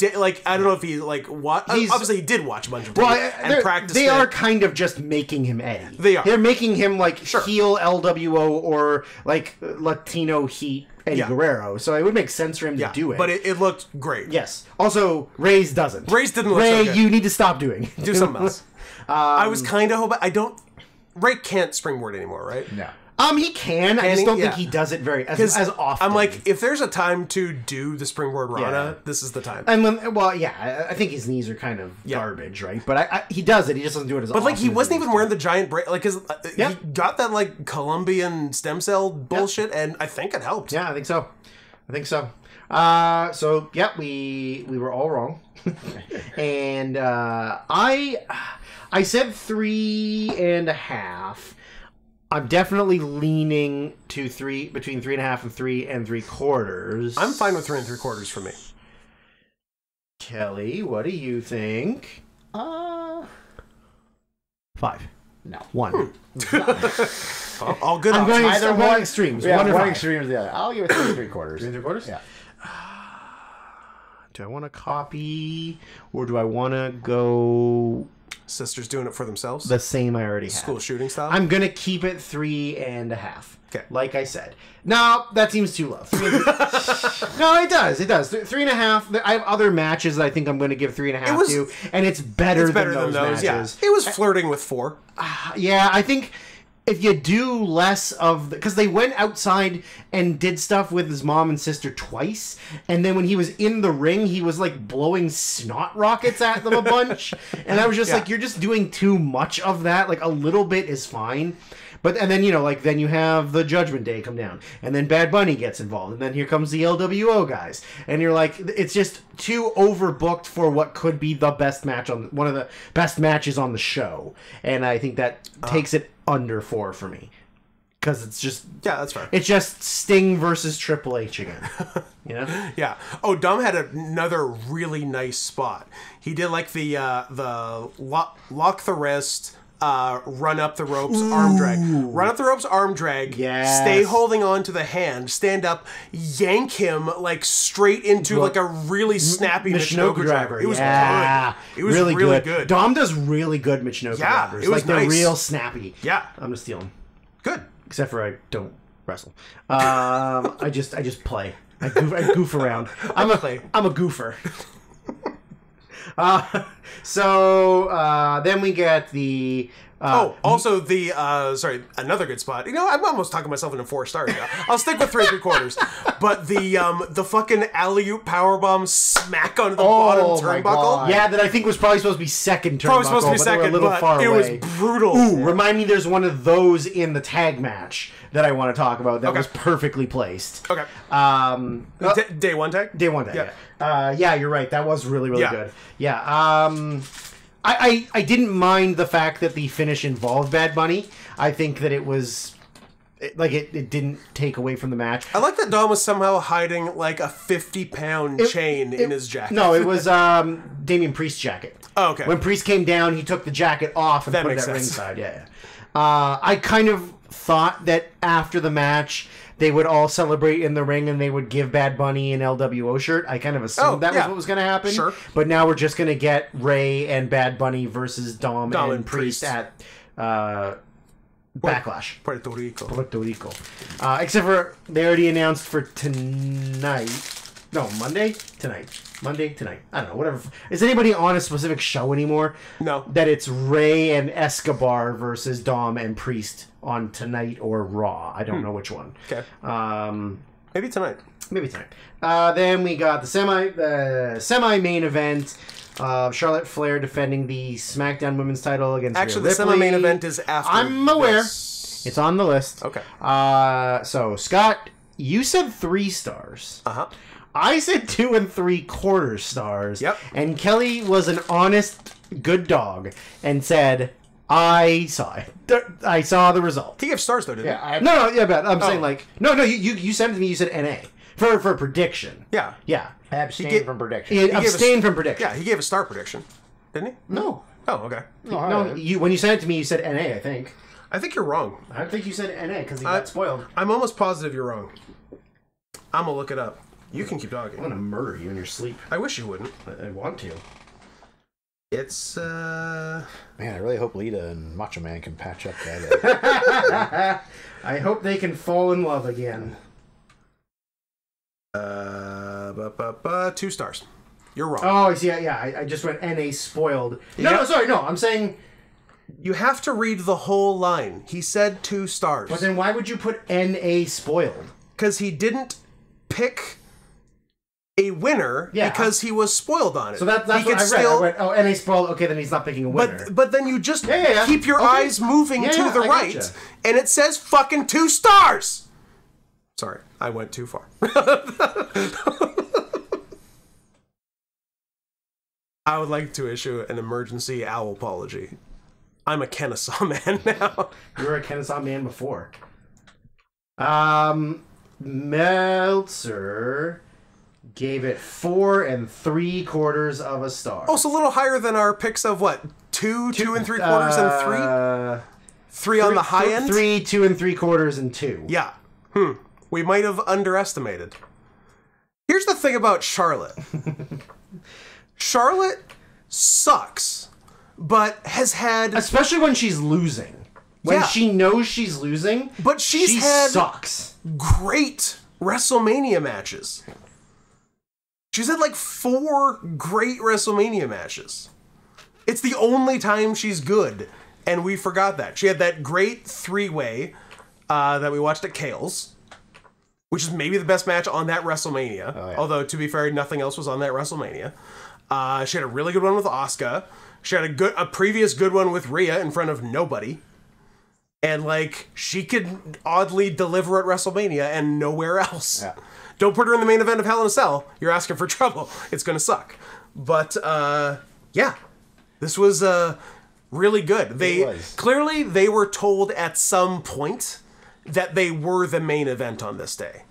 And then cooler heads prevailed, and they're like, oh, no, it's a Dudes Rock WrestleMania. But, gals, hey, ladies... you can still wrestle it like it is the main event. And they did. Yeah. It might be one of the best North American women's matches. It is. Yeah. It really is. It is one of the best. Like, that fucking German suplex that they replayed over and over was amazing. Sorry about your face. So, 38, she wrestled Ronda. Ugh. 2 stars. That sucked. Last year sucked. 2 stars. Yeah. Because she was... Oh, wait. She won. She won. Yeah. 36... Did she wrestle at 37? Yeah, she wrestled Rhea for the NXT Women's title, which is good. Which she won, and was good. And Rhea should have won, but otherwise it was a good match. And did Meltzer not do star ratings because no, he did not give any ratings for that first COVID Mania. It's an 8.03 on Cage Match. Yeah, it was good. 35. She was. Is that Asuka? No. What you doing? 35 is the 3-way with Becky and. Ronda. Not good. 3 stars. Too high. It was a bad match, and they blew the finish. 34 is her and Asuka, 4 stars. Yeah, that was a good match, although 1,000% the wrong person won. Yep. Yeah. Oh, 100%. 33, WrestleMania, The Ultimate Thrill Ride. Was Bailey, Charlotte, Nia, Sasha. That's right. Elimination. The old 3 out of 4 8. And it was 3 1/4. Yeah. And somebody shouldn't have been in that. And then 32 was that really good 3-way. Was a 3-way, 4 stars. Yeah. Yeah. So she's okay. Yeah. She's got some great ones and some terrible ones. Yeah. This was a great one. Oh, look. This was her best one. Roman Triple H title change, 2.73. Interesting.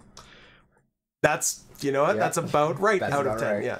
What was the star rating? Like 2, probably? There's no star rating listed here, like on Cage Match. Yeah, because I think until more recently they didn't list star ratings below 3 or maybe even 4, but now they do them all. Where are you, Triple H to Roman Reigns? There you are. What are you looking? Thought that's it. Okay, anyways, that's her last all of her WrestleManias. So. Yeah, 2016 would have been her first Mania.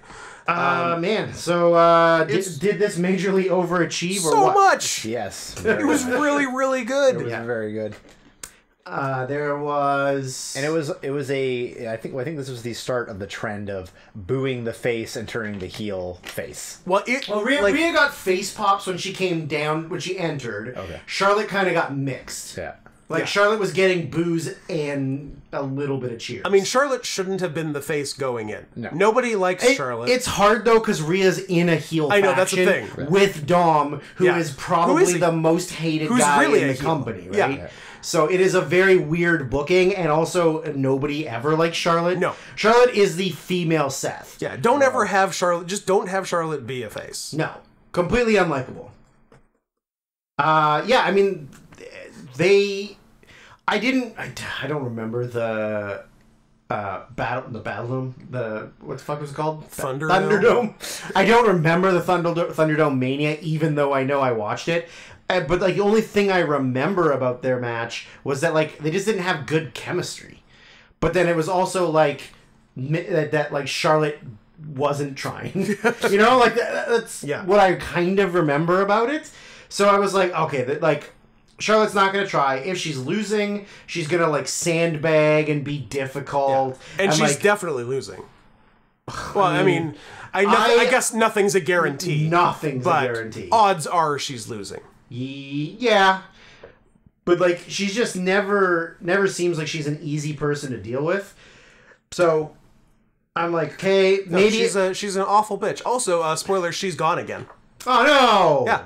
She's taking indefinite time off. Oh, but yeah, she's been back for maybe 3 months. Yeah. Whatever. Wait, is she going to go... What a big loss. Is she going to go get married for 8 months again like last time?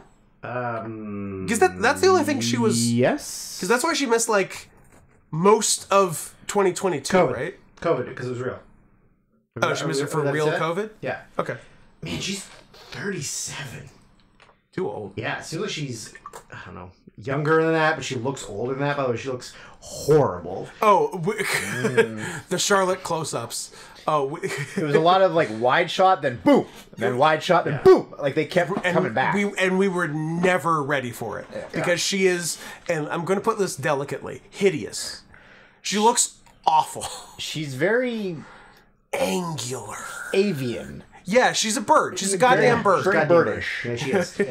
So her last match was May 8th at WrestleMania Backlash, where she lost the title in an I Quit to Ronda. And came back. Didn't wrestle again. End of December. December 30th. Won the title. On SmackDown. Beat Ronda in 41 seconds. Yeah. She has never been without the title. Yeah. And now she lost it in her last match, won it in her first match. Yeah. And now she has lost it and is gone again. 4 months, gone. She's going to come back in December 2023 and win the title her first match. Think that long? You think the end That's of the how long year? it was last year.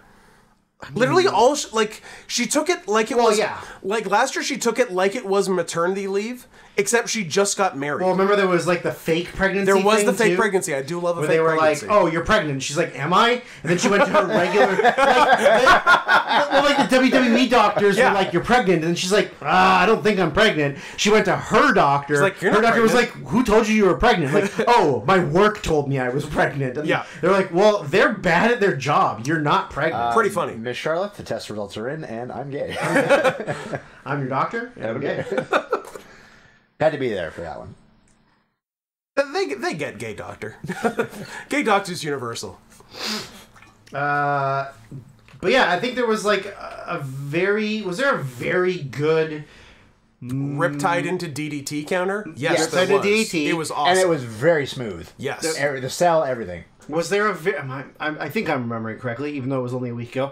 But I also watched it while like kind of falling asleep. So this specific match, while drunk calling, while drunk dialing an ex. That was there a very smooth moonsault, get the boot up, land on your feet, catch it right into the figure 8 attempt. I don't was there that? recall that. I actually don't recall that. Huh. I think there was something that there was a really good something similar. Well, there was a really good moonsault to the floor. Yes. Wasn't there? Like a really smooth looking one. Question: has she done corkscrew moonsault to the floor before? I think so. Okay. I think she used to do that in NXT. Yeah, and I think she did maybe she did. I think she did some at of the Mania. Manias. I think she did it at that 3-way. I kind of thought she was going to do it in this one, but maybe she doesn't do it anymore. But regardless, it was a very nice moonsault to the floor. Maybe she's too ugly to do it.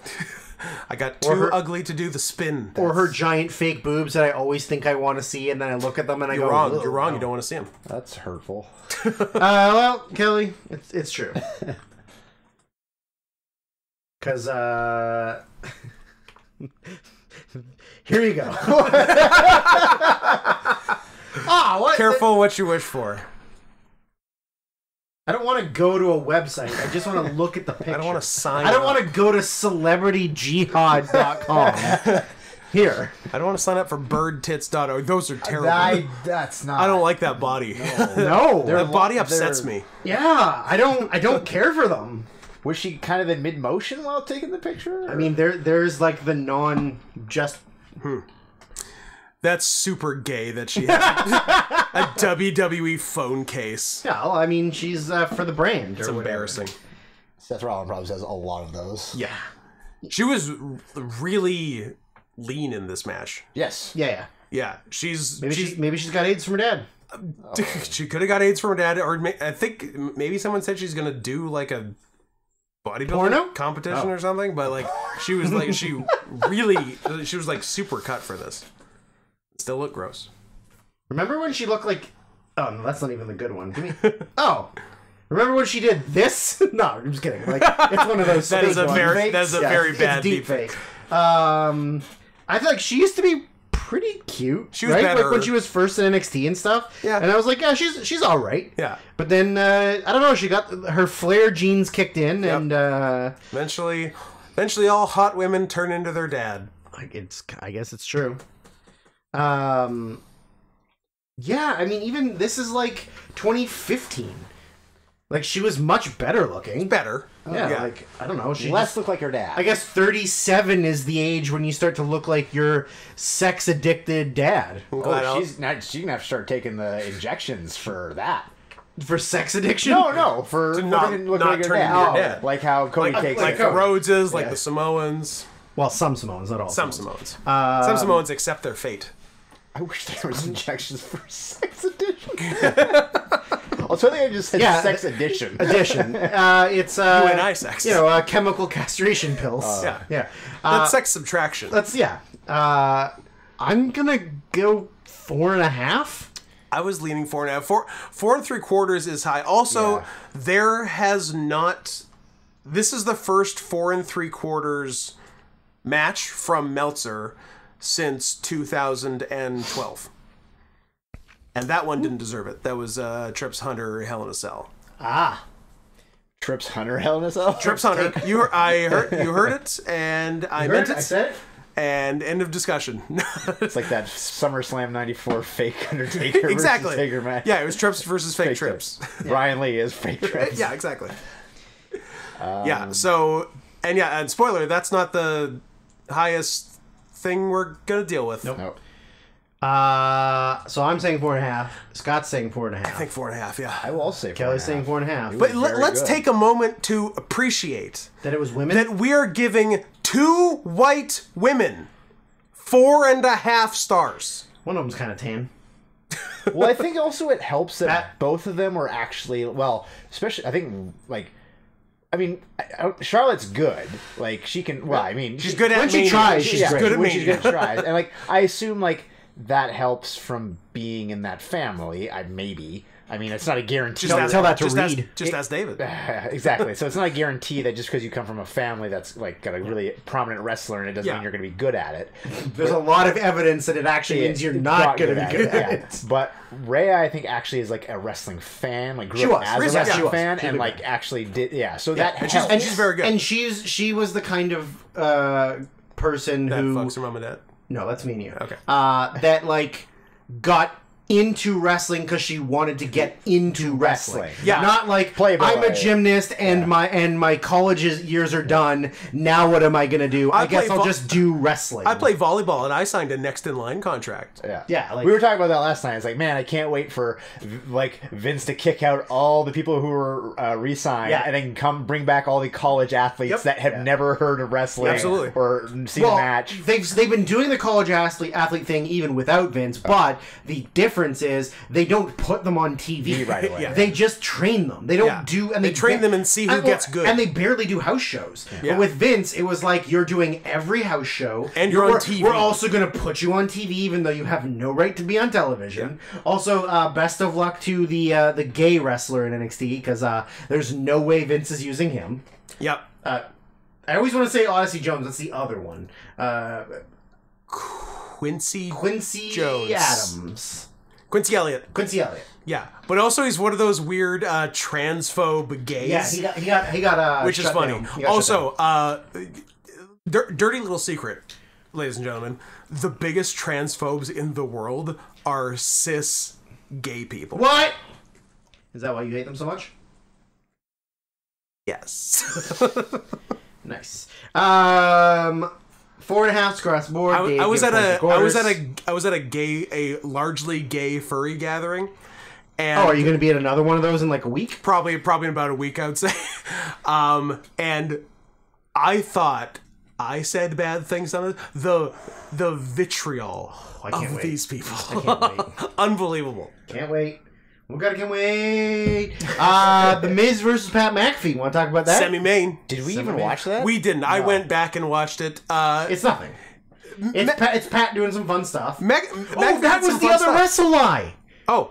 That was the other wrestle lie. Michael Cole said he was undefeated at WrestleMania. No, Vince beat him. He lost last year. Yeah, he straight up said he is undefeated at WrestleMania. That's 100%. And again, apparently it was a surprise, and Michael Cole had no idea. No, because Nick Khan straight up lied to Meltzer. Yeah. That McAfee was not there. He was busy. Yeah. Yeah, he's got college game day, even though there's no football happening. Yeah, of all the things to lie about, too. Who cares? They just wanted all these big surprises that they had that were two people that weren't really wrestlers coming and doing wrestling stuff. But they saved the big surprises for Raw on Monday. Yeah, they did. They sure did. So obviously doesn't count. So we'll skip on that to the. McAfee did some fun stuff. He did a big old top to floor somersault plancha. Do you want to do a top to floor somersault plancha to the worst catcher in the history? Michael Mizanin. Do I need to go on that rant again about the Miz? Well, I have to. If I do it, we have to wait till day 2. Right. Yeah, the worst. Sure. The thing about the Miz that sucks is that, other than him, is that apparently he's like the nicest guy in everything. I'm sure he which is wild to me because everything about the Miz you makes would me think he's like a shithead. That like everybody in the back wants to punch him in the face. Yeah, but they don't. But apparently everybody likes him. Loves him. Yeah. But he's constantly putting everybody's safety at risk. Yeah. Because he doesn't catch dives. But not his safety. He has never done anything in his career that could possibly hurt him. Never even come close. To make up for that, I will kind of lay into him when we get to the second day.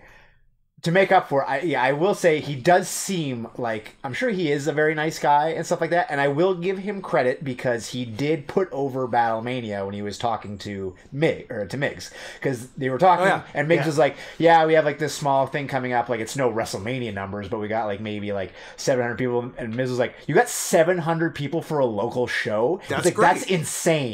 Yeah. So he did, that's a very nice thing cool to do. So I will give him credit for that, but there are things that I need to yell at him for.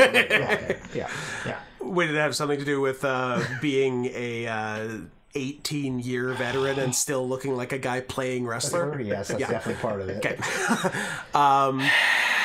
But shouts out to McAfee for trusting the Miz of all people to catch like a big guy on a big dive. And he took like a flat back bump to the floor. Oh yeah, but he was fine. He was fine. Yeah. He got up and bro bumped with George Kittle.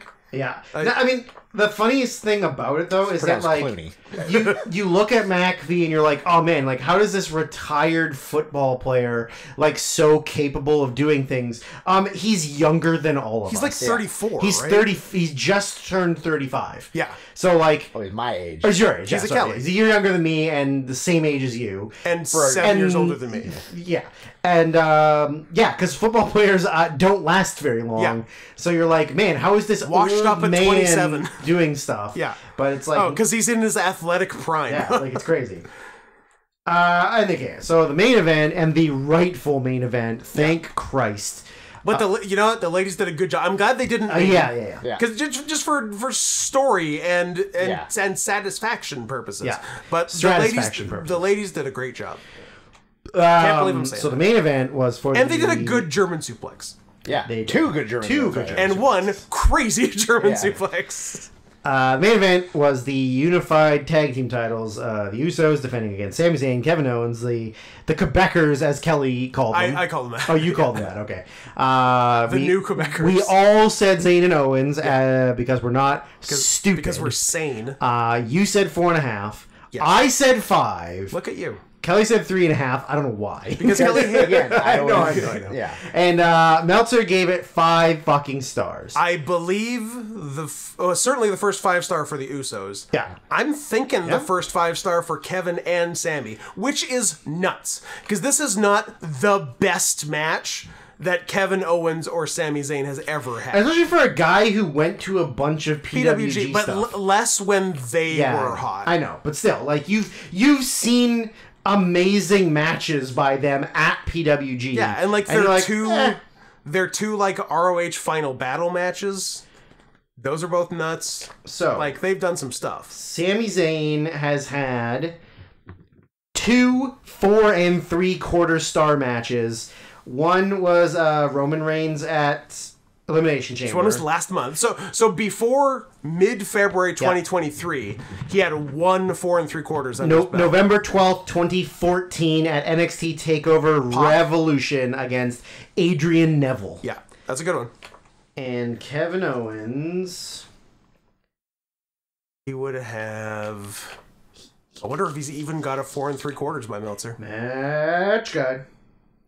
He has he has 1 4 3/4, and it is John China. It is the 2021 Money in the Bank ladder match. Okay. So his highest is 1, 2, 3, 4, 5, 6, 7, 8, 9, 10, 11, 12, 12 4.5-star matches. Well, and put him in the club. If you go by cage match ratings, it is he and Sami Zayn from Battleground 2016 that the cage match rating is 9.3. I think we had that as our WWE match of the year. There's a bunch of 9.04, 8.96, but yeah, that's the highest. Is that the highest rated period? Like in the world? No, the highest rated match, cage match wise for him, is Generico Final Battle. He and Generico Final Battle Fight Without Honor is is that 2010 or 2012? 2010. Yeah, and then they did another one. Maybe Mask versus Career or something in 2012. It is not as high. Yeah. But yeah, so this is their first. Was 2010 the one with the brute? Like the finish was just like a bunch of chair shots to the face. Ooh, that was one of. That was 10 or 12. I don't remember. That was 10, I think. 10, yeah. Jesus. I mean, I've seen it. It's been so long since I've seen it. Those Quebecers. Which for the Usos. They had probably some halves. 2 4.5 stars. They had them versus good one with the New Day ones. The Street Profits at Money in the Bank 2022 was 4.5. Yeah, okay. And then they at WrestleMania Backlash 2022, McIntyre and RK Bro versus the Usos and Roman. So they hadn't done shit until 2022. Yeah, they have like a bunch of 4.25s and a bunch of 4, unlimited 4s. Yeah. So they've been doing good stuff. I mean, a lot of them are more recently, a lot of 2022s, a lot of 2020, 4 2023s. Yeah. And then their oldest one is a triple threat from Hell in a Cell 2013 of Cody and Goldust versus Roman and Seth. Okay. So they've been doing their best work in the last 3 years. So, or 2 years. Kelly, you were saying something. Just the fact that both Quebecers, both Kevin and Sammy came out wearing PWG related gear. And I said that to Scott. I said cool. Kevin had Super Dragon's mask. On a short. That's what I said to Scott. I said check out Kevin Owens' gear. Yeah. He's got great gear. Yeah. And we're like, no fucking way. Yeah, Super Dragon's on WrestleMania. Super Dragon is awesome. On WrestleMania. Yeah. I liked that Sammy's was the PWG logo with the Arabic. Yes. Underneath it. Awesome. That was pretty cool. So cool. Yeah, I like that a lot. Good for them for paying what was Tony's word? Homage to their roots and their friends and stuff. Good for them being allowed to do it because they could have said someone could have said no. Yeah, nobody gives a shit. Well, not then.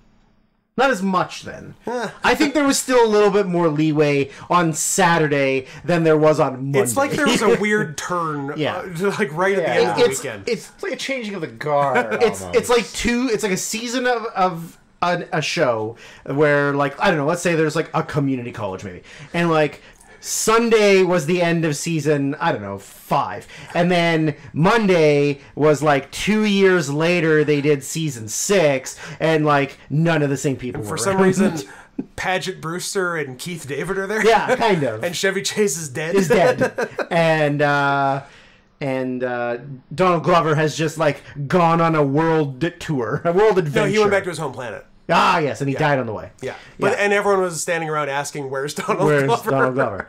Man, I mean, storytelling alone, this is one of the best. The Bloodline, it was that is the only storyline in the last 10, 12, 15 years. I'm going to say you're closer at 15, I think. That I've actually cared about. Even though I didn't really watch, I still didn't watch Raw and stuff, but I was into it. Following the storyline. I was into it. Yeah. I couldn't believe how long they waited for the payoff.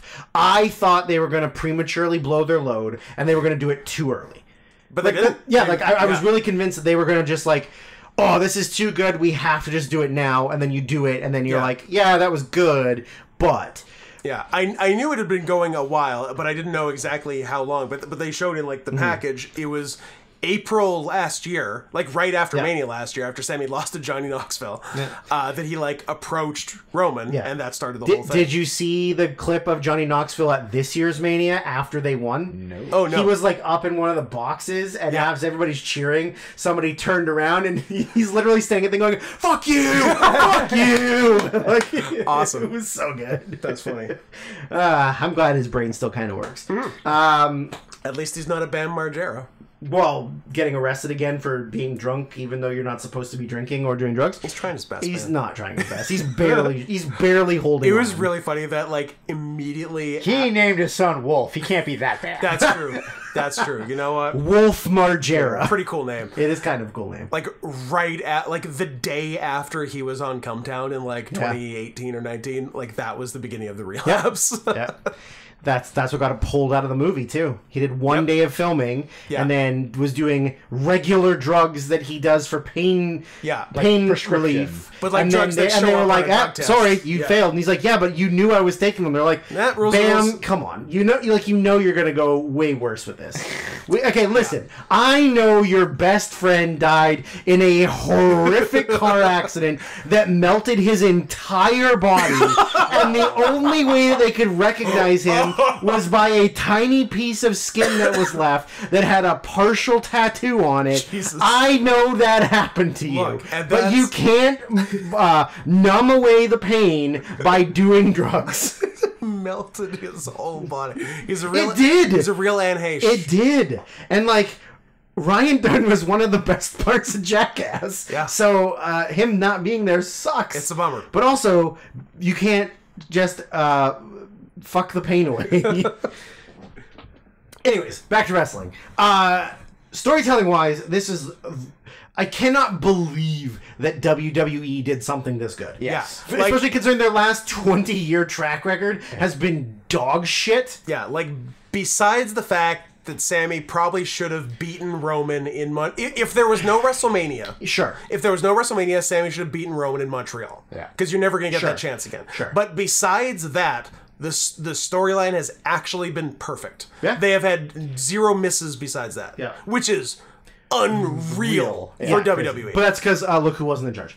Yeah. But like I said this when we did the preview podcast, that I think the only way to improve it would have been to not have Kevin accept being his partner so early and do it at WrestleMania. You could have done it at, because then you get the celebration at the end of hugging and like being friends again, instead of kind of doing it like 3 weeks before in the build up. Yeah. Right? Because you still had like them uniting to fight them, uniting with Cody, whatever. But I think having a reluctant Kevin Owens and then they get put in the match and you're not super certain that they're going to work together, and then maybe Kevin gets like, he makes a big hot tag to Sammy, and that's the start of it. I think you could have done that better that way. I understand the not having Sammy winning the title, because you're especially if you knew all along Cody wasn't beating Roman. Like, if that was always your plan, Cody wins the Rumble, doesn't win the title, Brock turns heel on him, you do a Cody Brock feud. If that was always the plan, I think the build of who is even challenging Roman next is better than like a win the title, lose the title for Sammy. I can't imagine Sammy retaining at WrestleMania. Right. So I can understand the more like business side of not having it. It's like we've always said this like a million times in the past, is building Sting versus Hogan for the title. Luger beats Hogan for the title, loses it back, and then Sting goes and challenges him for the title. Yeah. And it doesn't, like, none of that makes sense. Why are you giving Luger... Because Luger was hot at the time. You had to act on it. I guess, but you're ruining the storyline you're building. You're ruining Hogan's long run. You're ruining the fact that he hasn't lost the title. Now he's lost the title to Luger, won it back, and you're like, well, maybe if he loses again, maybe he'll lose again. Who fucking fucking cares, You gotta right? pop that rating though. I mean, yeah, I get it, but yeah, just I can understand the not having him win the title. It's not that he's not capable of being a main event guy, but in like the WWE visual view, I don't know that you're gonna have like if the titles were separate. Absolutely, he's Sandy getting wins one the of title. them. Sure, Absolutely, he's winning the title. But one world title, one world title. Like we've always said, fucking Jack Swagger, Dolph Ziggler, like all these guys winning single. Like even like Alberto Del Rio. Oh no, I have a list of guys. Who would never have won the title. Had there only been one title. Because you can look either because there's clearly when they have two world titles, there's always a dominant world title. And usually it's Raw. Usually. And Great Khali. Great Khali. And if they have one title and it's like that kind of thing, generally they're going to give it to a WWE built individual. Usually. Usually it's like a flagship of the company. It's going to be Cena, Orton, Hunter. Someone they've made. Not someone who's come in from somewhere else and got over on their own. Yeah, because like even like of that, like the only guy that they didn't make that won, I guess, I don't know what the WWE, because which one was the main one?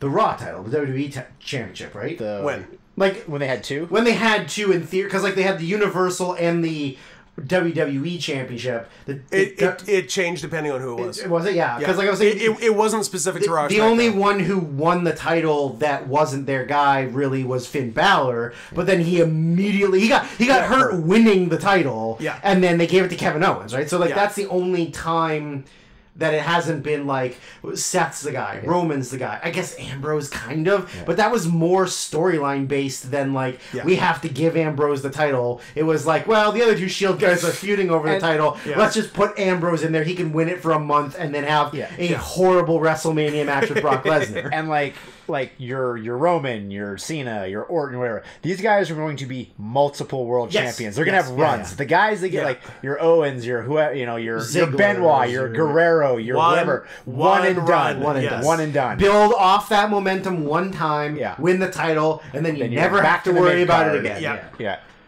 I mean, Danielson, I'm surprised won the title as many times as he did. I thought after the first one, I was like, at least they did it. At least they pulled the trigger on it, and now he's after the world fighting champion. it for however long. Fighting it so hard. And I was like, okay, now we can be happy that he won the title, whether he holds it for a long time or whatever, it's fine. But then, like, when he won it, because he's won it 3 times? Maybe 3. 3? 2 for sure. Like, at the third time, I was like, oh, I can't believe they're doing this. Like, I definitely did not think he was going to win the title for a third time. Yeah, because he had like the hemp belt run. Yeah, that was the last one? Maybe. Probably the last one. Titles. WWE Champion 4 times. Ooh. That guy. Huh. He's done a lot more than you think in WWE. Like, all those times that we were kind of like, man, like, they're really not using him properly, blah, blah, blah. They're like, oh, he's done, like, a lot. Because, so he beat John Cena. Yeah. But then immediately got beat by Orton. Oh, that's right. That Mania wasn't his first run. Yeah. He had a 15 minute run at the SummerSlam before. So he beat Orton. And that match was really good. Orton, it was great. Yeah. Orton had it for 30 days. Danielson won it back, and then it was reversed or something. It got taken away back to Orton. Yeah. Then he beat Orton again. Then he had to vacate it because oops, my brains. I don't know. Why did he vacate it the second time? Is that after Mania? He beat Orton at Mania. Yeah, and Blue Tista. It was Oops My Brains. Yeah. And then he won it again. Oops, I hit. Because then the next year at Mania, he won the IC. Yeah. And then Oops My Brains. Oops My Brain again. And Oops I Have to Retire. And then he beat AJ Styles, and then he held the hemp belt. Until Kofi beat him, and then so I mean, good for him. Good for him. That's it, right? Yeah. But like looking at his like accomplishments in WWE, it's like SmackDown champ, tag champs, Intercontinental champ, heavyweight champion 4 times, then regular like WWE Tag Team Champions. Yeah. Like that's way more than I remember. Like he did some stuff. He did a lot. I mean, he's no Edge or Jericho, but who is? Who is? But yeah. Anyways, back to this match. It flowed really nicely, and it was like an interesting structure. Yeah. There was double heat. There was double heat, and double heat. There was no initial face shine. They started with heat. They kicked their asses. Yeah, they kicked his ass. Kevin Owens' first move of the match was a hot tag to a somersault plancha. Yes. That was his first move. Yes. That was his first time in. Yeah. The momentum of the match and like everything, the layout was like different. Yeah. Which is great, because especially a main event tag team match, do the last thing you want to do is like shine, hope spots, hot tag, go to the finish. Like, because that's what everybody expects it to be. There were so many. There were a couple falsies I bid on. Good for falsies, sure. yeah. There was maybe 3. Yeah. And like not necessarily just Owens and Zayn. No, there was 2 Uso ones. I was like, no way. There was a 1D on Sammy. I believe. 1D on Sammy. Yeah. And the terrible double splash. Yeah. Where only one of them did a good jump and the other one did. I don't, who can tell them apart? I mean, they have different hair now, but like I think it was Jay. The one nearer to the hard cam. I think Jay dragged him close enough so that Jimmy could do the splash, thinking maybe he's a better jumper or jumps farther, and then he got up there, but he didn't even jump up. He just jumped out, and he still didn't get far enough. That's correct. But I was like, like that's their old finish that they don't even beat people with anymore. My only real complaint about that, and it's not even that big of a complaint, it's more so just kind of a personal thing, is, and it's not, this is something that a lot of people are guilty of, it's not just one. Arabs? Nope. It's not one team. It's Arabs. It's a lot of teams. Yeah. Is the overuse of the super kick? I know For sure. I know that's a hot. I mean, that's topic. the big Usos thing. But you're right. But they hit and here's 100. Here's why the Usos are good. Yeah. And I felt like they could have been more creative. It's WrestleMania. Yeah. I felt they could have done more. They definitely. I understand work smarter, not harder. And if you can get over doing that, then obviously you're going to do it. Mm-hmm. But like, if it's Mania and you're in this kind of build-up and this kind of storyline, I feel like you could have done more and been more creative and taken, like, I don't mean, like, do fucking a bunch of moonsaults and shit. 450. Right? But, like, just mix up some moves. Yeah, mix up some moves, add some stuff. Because, like, people always want to fucking get on the Young Bucks case, but so do a lot of other teams. But also, too, the Young Bucks do a shit ton of other stuff. Yeah. That's the thing. So, like, any WWE fan who has ever criticized the Young Bucks for doing too many super kicks can fuck off. Exactly. Yeah, the thing with the Usos is that they don't have a very big moveset. No, they don't. So super kicks, the 1D and splash. The further you get in a match, like the less things you have to do. I mean, you can just do all of the generic Samoan things. Yeah. But like they don't have much other than super kicks. Now they did at least do a high times through a table. Through a table. We got psyched for that. Yeah. We're like, are they doing high times? Did you call high times? I called high times. High times through a table and murdered him. Yeah. Oh, table exploded. Like he took like an insanely good bump on that. But like their super kicks make a great sound because they thigh slap and they have pleather pants. But the sound is always really good by them. Like it's as good as Pentagon. Yep. And so that definitely adds to it. But yeah, especially towards the end of that match when they were all like tired and sort of like it was like get up, take a bump of a super kick, super kick, double super kick, and then like just pick them up, do some more super kicks. Like that was the end of the match. Because I remember they would have those like 3-way tag matches with like the Shield and like maybe the Bar and whoever else, and they were always like the workhorses of those matches. Yeah, they did lots of stuff. They did power bombs, they did everything, and like, but also to their credit though. Credit to them for having the most comfortable ring gear of all time. Oh, yeah. Like it's like, give me workout pants, and we'll put our logos on it, and I'll wear shoes and a shirt. Yeah, and I usually hate that because we're main eventing WrestleMania. Because that gives me bad flashbacks to late 2000s WCW. Sure. Yeah. So like when people just gave up and didn't wear gear. Yeah. But Kelly, like, you would give up too. Yeah, exactly. But like I can't because that's insanely comfortable. Yeah, it really is. Yeah.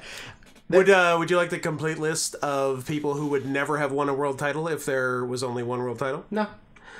Great.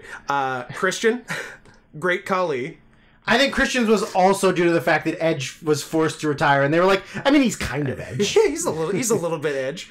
Great Khali, Dolph Ziggler. I'm a little bit edgy. I'm a little bit gangrel. Jeffrey Hardy, Jackson Swagger, Marcus Henry, Large E. Langston, Booker Trans, the TO stands. No, Booker Testosterone. He's not a trans guy. He's the opposite. Edward. I bet you he hates trans. Edward Guerrero, Bronwyn Strowman. He's Welsh. Jinder Mahal. I don't know how to do that one differently. Jinder Mahal. Kofi Kingston, Robert Lashley, Jonathan Bradshaw Layfield. And despite the fact he had the title for a combined 511 days, it was never the top title, AJ Styles. Yeah. I could have maybe seen AJ winning the main, like if there was one title. He could have. Maybe. But he didn't. But like, and he won't now because, little secret, everyone, he's never wrestling again? Earmuffs guys? No, he's wrestling again. Oh. He's bad now. Well, yeah, he's just there for the paycheck. He and Nakamura are there for the paycheck. Finn Balor too, maybe.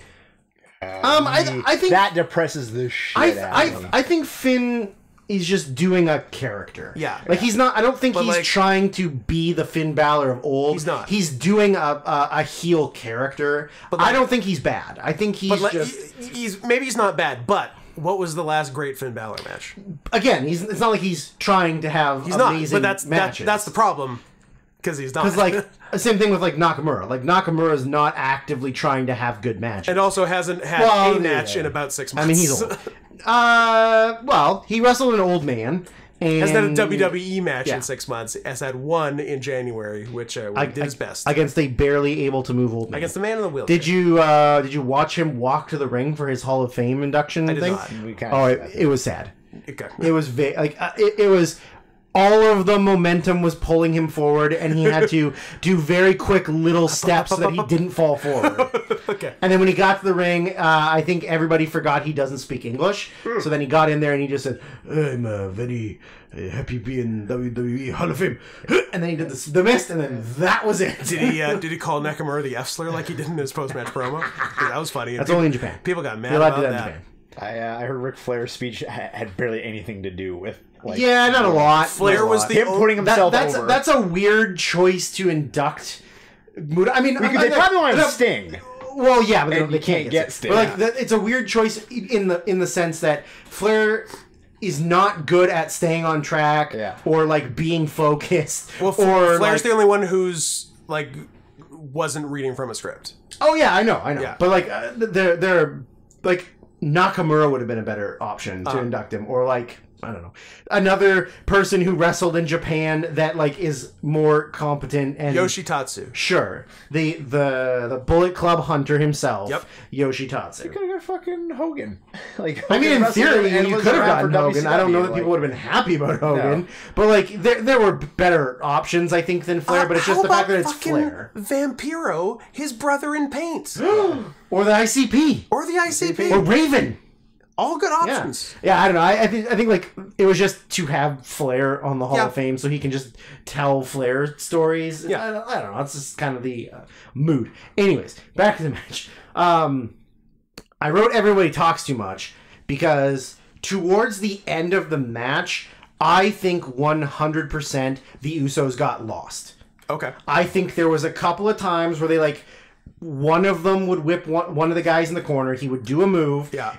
The other brother would be to like get out of the ring or like doing something else. Then they would have to go over to his brother, say something, then go back to the corner where the other brother already was. Like it happened 2 times, and then there was one time where Jimmy backed Kevin into the corner, and you can very clearly hear Kevin talking out loud, like what to saying the next spots to Jimmy, because like I think they were pretty blown up. I mean, you can wrestle every show for the whole year, but then when you get to WrestleMania, like you're going to be tired. Yeah. But there was a little bit of like you can very clearly see Owens telling him what the next spot was. But yeah, nothing about this match was bad. No.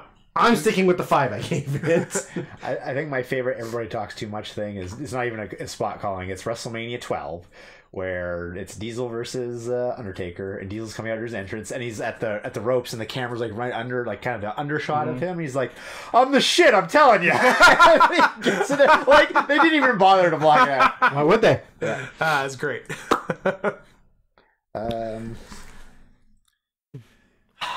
Do I want to? I think I want to give it 4 3/4. I also want to give it 4 3/4. But they did a real nice job. Yeah, it's Deborah,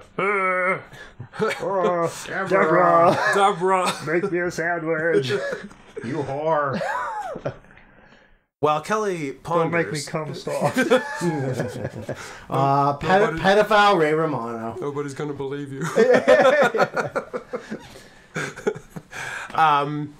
So in Meltzerville, this is the first 5-star WrestleMania match since 1997. Wow. Bret Austin. And the third ever. Yeah. Sean Razor Ladder, the, I'm going to say, overrated Bret Austin submission match. Yeah, I would also say that. Yeah, and that's it. Those are the only two. We had 2 5-star matches in Mania history. Spoiler, might be doubled by the end of this Mania. Well, you never know. You never know. Which is pretty crazy. Because, like, if you, like, there aren't a lot. There's plenty of good. There's not really a lot of great WrestleMania matches. Yeah. Sean Hunter Benoit. Yeah. I mean, 4 3/4. Sean Taker. 2 Sean Takers. And Goldberg Lesnar. First one? Yeah. Yep. Like Goldberg Roman Seth. Or Lesnar Roman Seth. Yeah.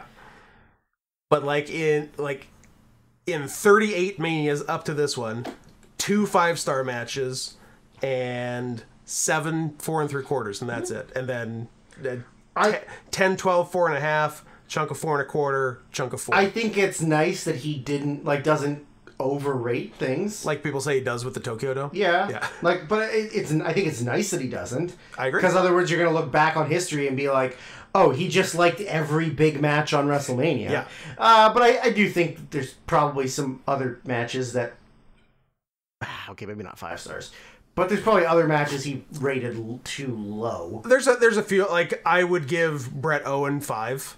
I could give it 4 3/4. Absolutely. I would give at least one, if not both, of Taker Sean's 5, and he gave them both 4 3/4. Yeah. What about I think he's gone on record saying he regrets at least not giving 5 to at least the first one. Okay. Yeah. What about Sean Kurt? Sean Kurt 4 3/4, and you could make a good argument for 5. I think that's match, a 5-star match. That match is amazing. I think that's a 5-star match. The only knock against it is how much Sean kills the ankle lock. Yeah. But like It's Sean. Come on. Yeah. Do you expect him to be like a professional? I don't. Exactly. At least he did the job. And he did the job. Lost. The match is phenomenal. It's a fantastic. Oh, it's AJ Styles? Yes. Nice. And yeah, Benoit, Triple H, Sean, you could argue 5. What do you give Benoit Angle at Rumble 03? That's one of my favorite matches. 4 3/4. Yeah. And it should that easy was 5. Easy yeah. 5. Yeah, also one of my favorites. How about Cena Umaga at Royal Rumble? Yeah, that got pretty high, didn't it? Because that's a great match. did. It wasn't 5, but I'll tell you what it was in just 1 minute. We'll be right back. Yeah, any other stuff on the match? Cena Umaga, last man standing, 4 stars. Low.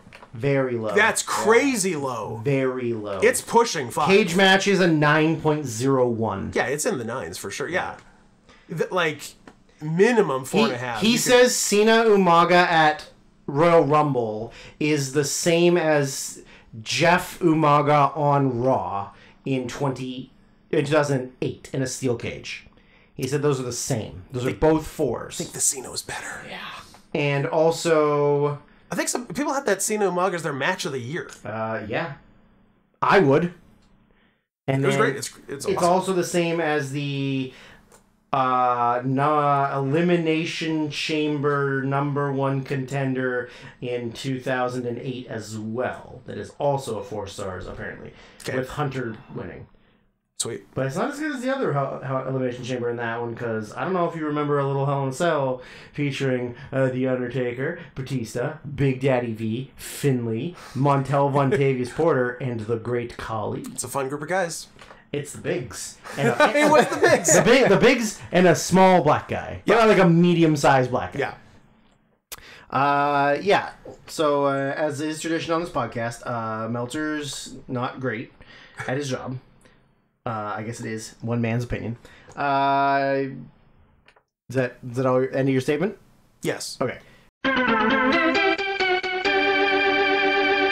And thus ends part 1. Now, were we originally planning on doing this in 2 parts? Not so much, but as you heard over the course of the podcast, we sort of realized that recording next week may be difficult, because Drew's 2 days off are Fridays and Saturdays, and this Friday we'll be traveling to another country to do a wrestling show, and then we're going to stay in that other country, and at 6 a.m. on the Saturday, hop aboard a $55 Spirit Airlines flight to Las Vegas, Nevada, to attend LVFC, if I'm getting those letters correct, Las Vegas Furry Convention, I believe, which should be pretty cool. It is Drew and Kelly's first time in Las Vegas.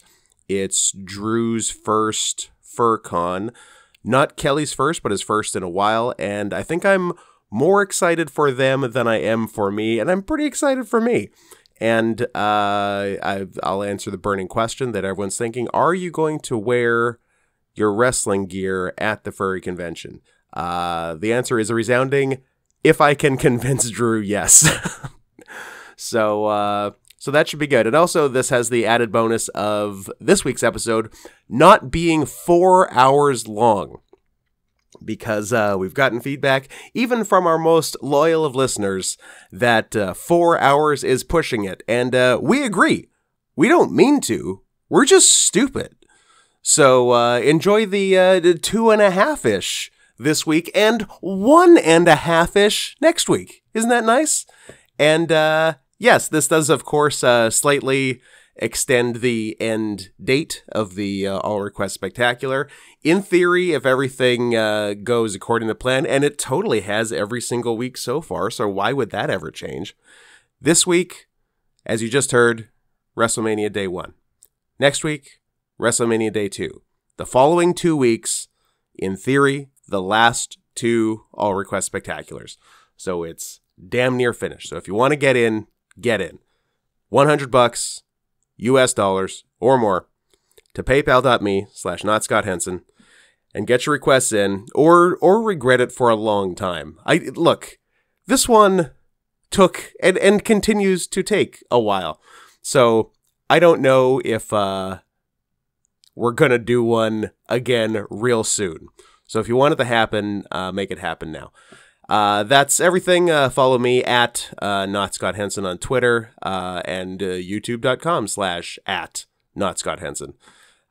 Drew, of course, at Sarian Softpaws on Twitter and many other social media platforms, Litterboxd, Mastodon, all the big ones. Follow Kelly almost nowhere. But you know what? Watch Kelly's first match in 3 years from just about 6 weeks ago in February on this very YouTube channel, youtube.com/@NotScottHenson, and watch how a guy with 3 years of ring rust is better than everyone else in the match who is wrestling regularly, and feel bad for us and be resentful of how good Kelly is. And we'll see you next week with a shockingly digestible episode. Enjoy.